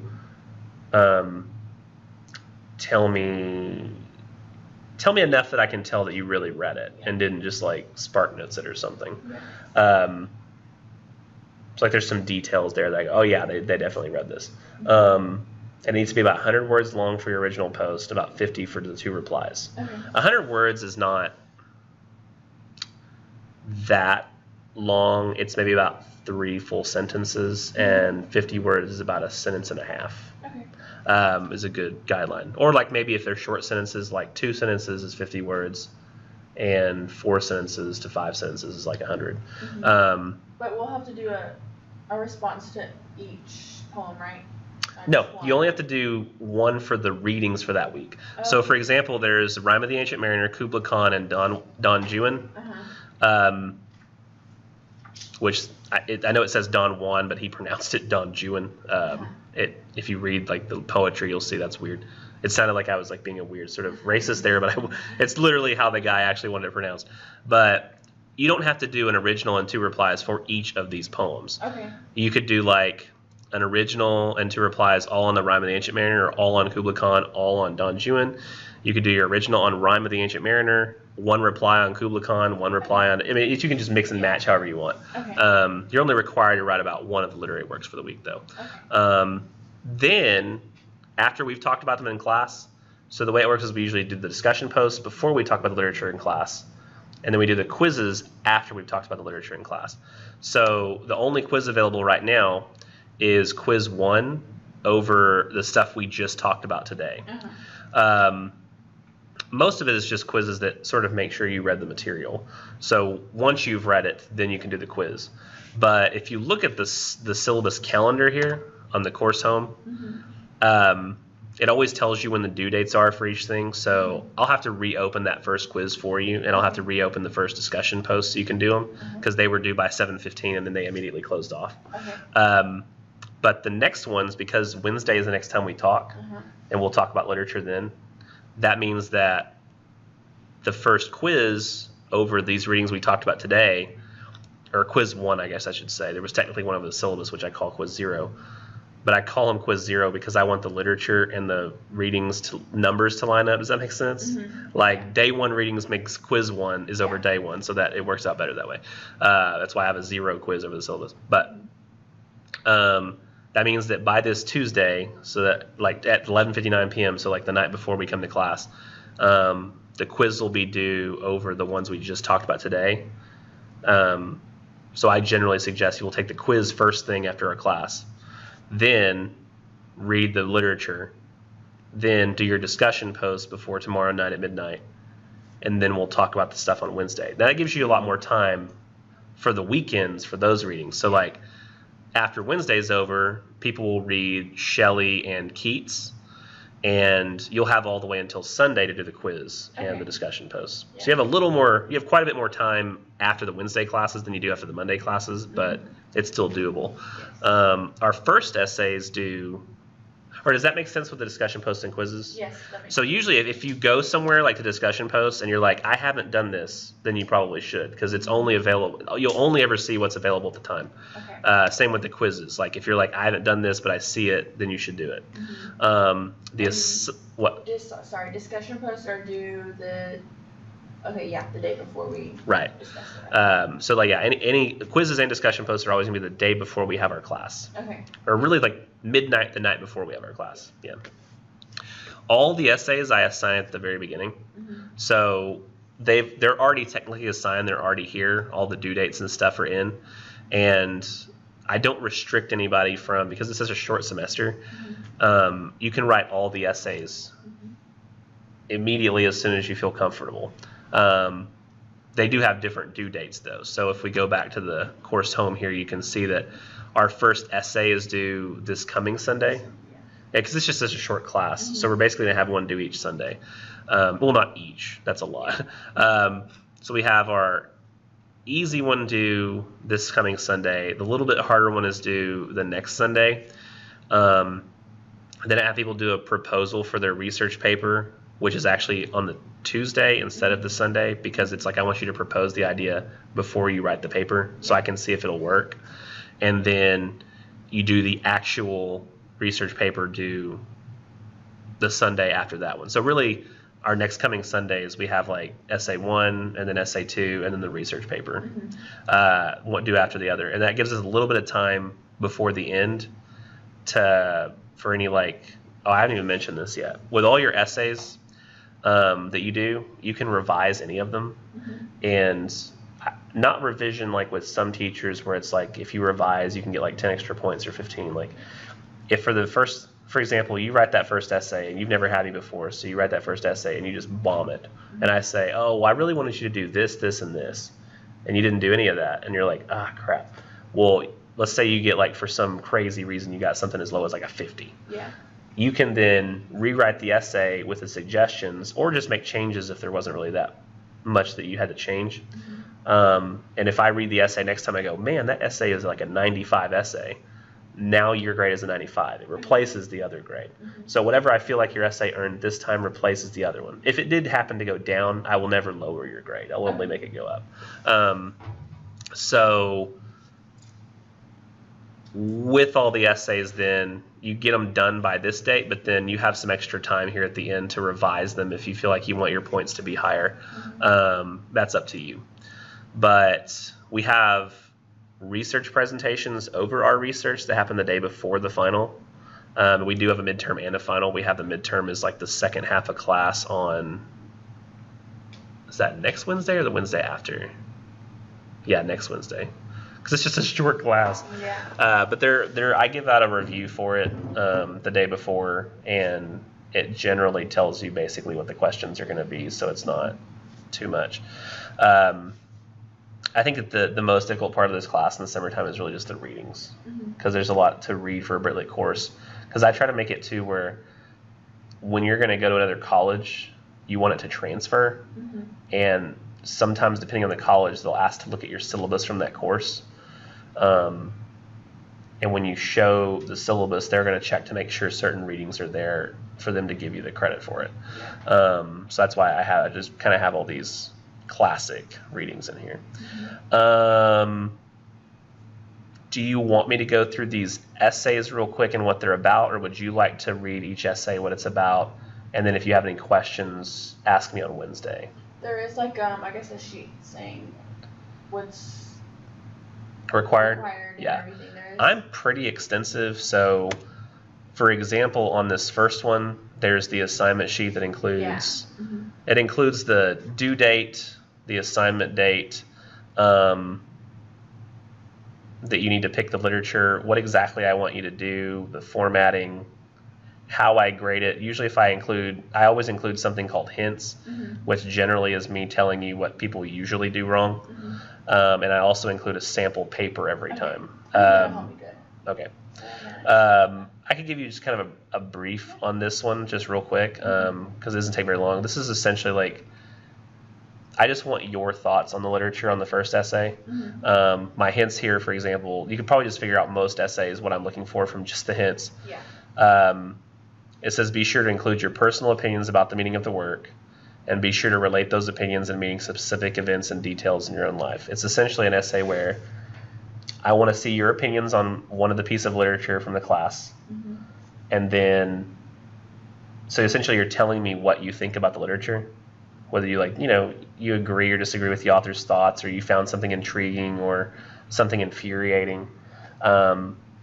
And then you kind of use your personal experiences to explain to me why you feel that way.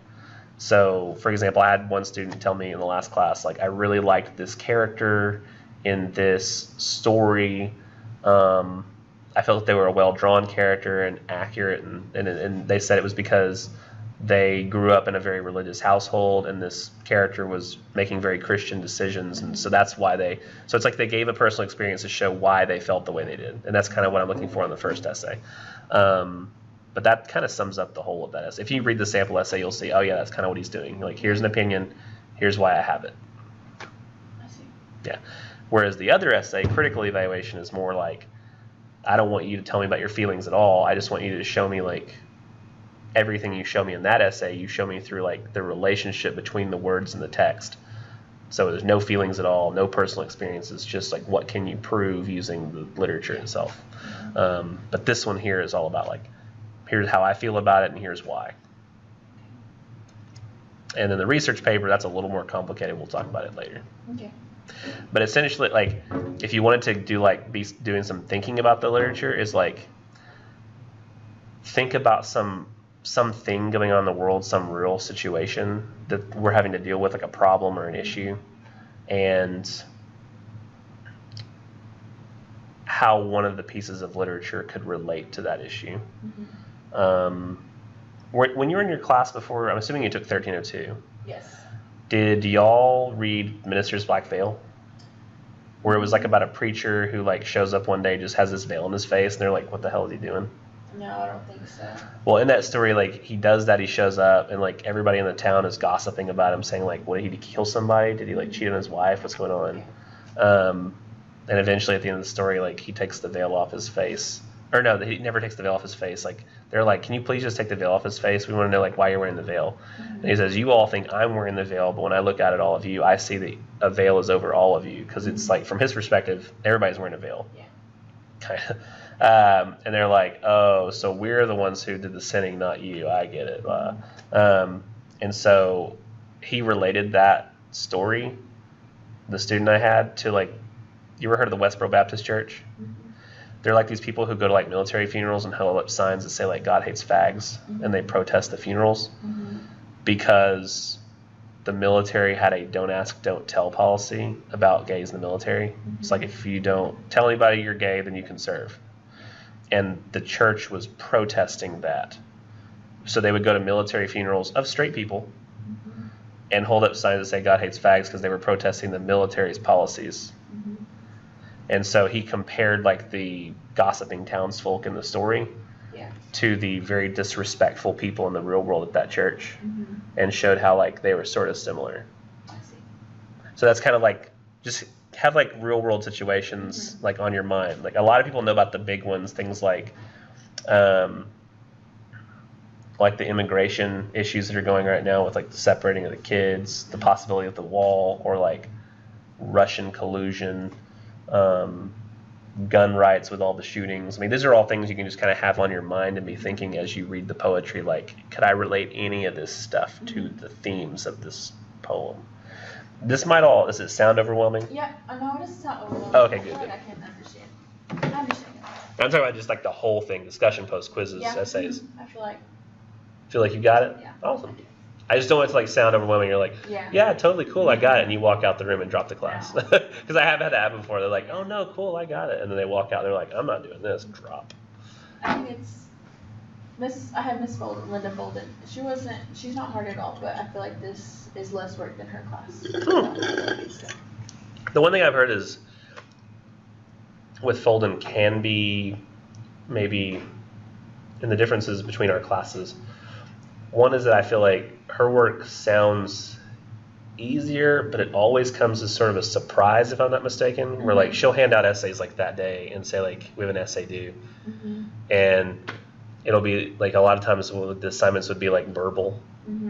Would she like just tell you, hey, write an essay about this? She would never, well, she always gave us like this, I guess. It's all given to us in the beginning, and then she'll always remind us, this is due this day, this is due this day, but there wasn't everything that ever caught me, like at surprise or anything, so. Okay, so she gives you everything in the beginning. Yeah, Oh, okay, so kind of just like this. Okay, cool. But I guess just feel like it was a lot more than this class, so. She was thinking, if I'm giving it all to you in the beginning, you've got plenty of time to work out how and when you'll do it. Got it. Yeah, with the Britlit too, since it's more of a literature-based course, we don't have as many essays. Like, for example, my 1301, 1302 class, I have, there's 5 essays in each of those. So it's more essays, but way less reading. And this is like a lot of reading, but like less stuff to do, I guess. Yeah. Well, good. I'm glad. Is that all, or just discussion posts? Yeah, there's just discussion post, quiz assignments. The only other thing here is, of course, grades, and then there's videos are your videos that you can record every day. Right. I think I've already created a playlist and put it here. No, I still have the old playlist up, but I can still get to the new one to show you. Like, this is a playlist that we had from a previous semester from 2017. Yeah.